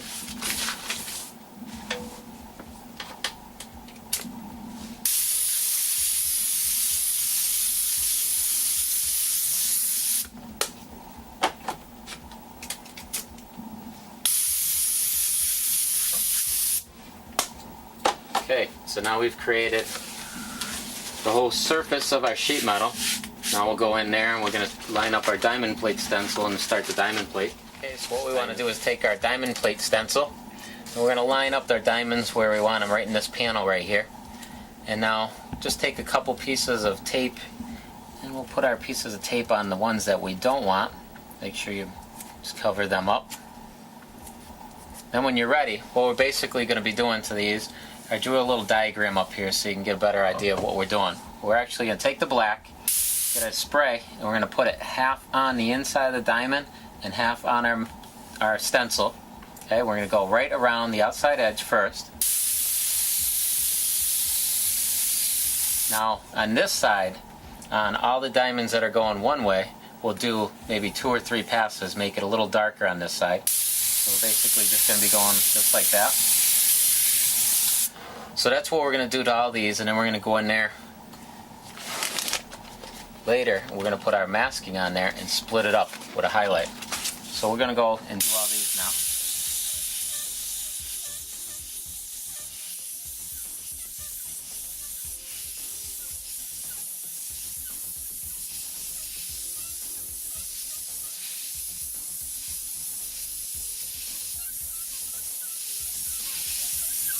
So we do them all the same. We want to make sure we do all the angled ones this way first, then we'll do all the other.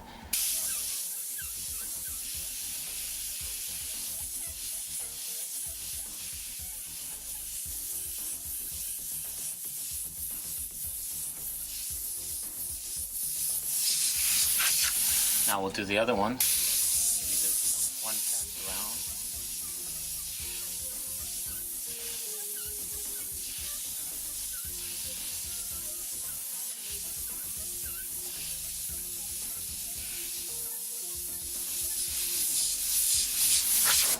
Okay, now we'll take and we'll grab our white and we'll go back in there and put our highlights. Now we'll go in here and put our highlights. We'll just take something like this, raise the blade, put our little highlight, just divide it right in the middle.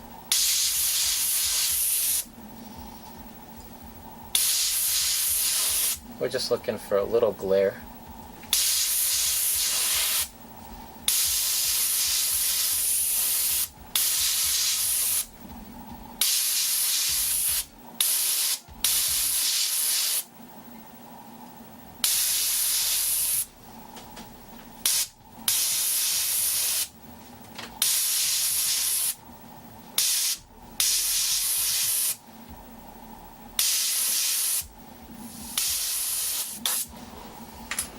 Okay,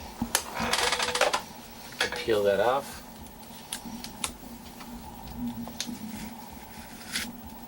Now what we want to do, we'll go back to the black. And we're going to go in here and we're going to line up. We're going to say our light's coming this way.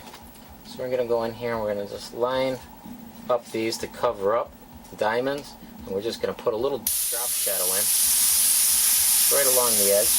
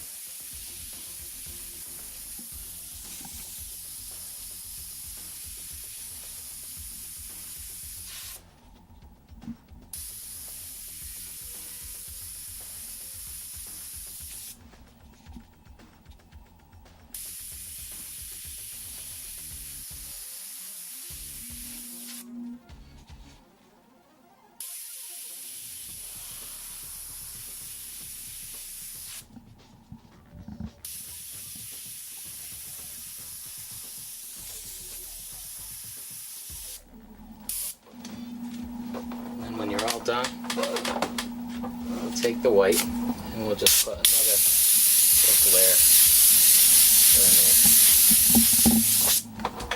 there. We're done with that one panel.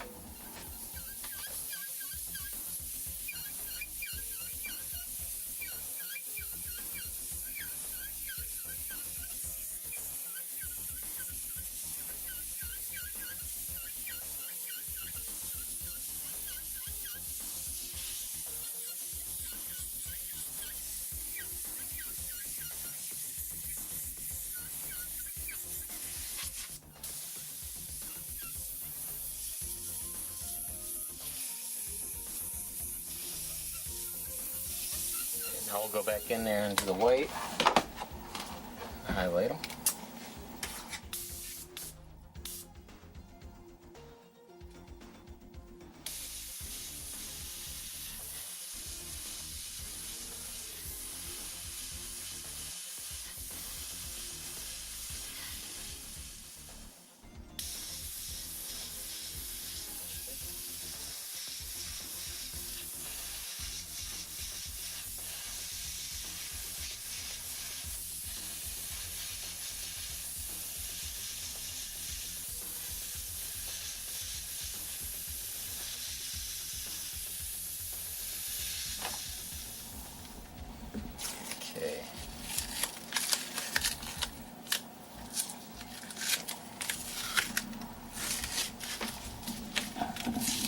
Take and peel this up. We'll line these up and just finish off this little part right here.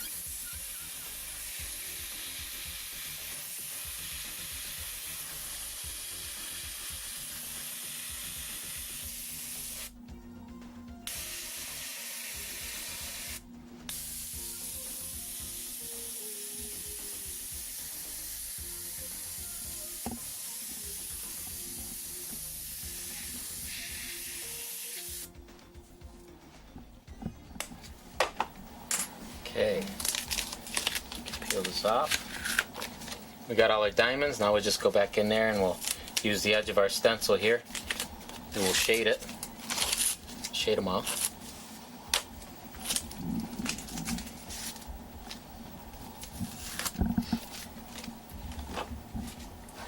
Get our black. Do all our shadows on this side first.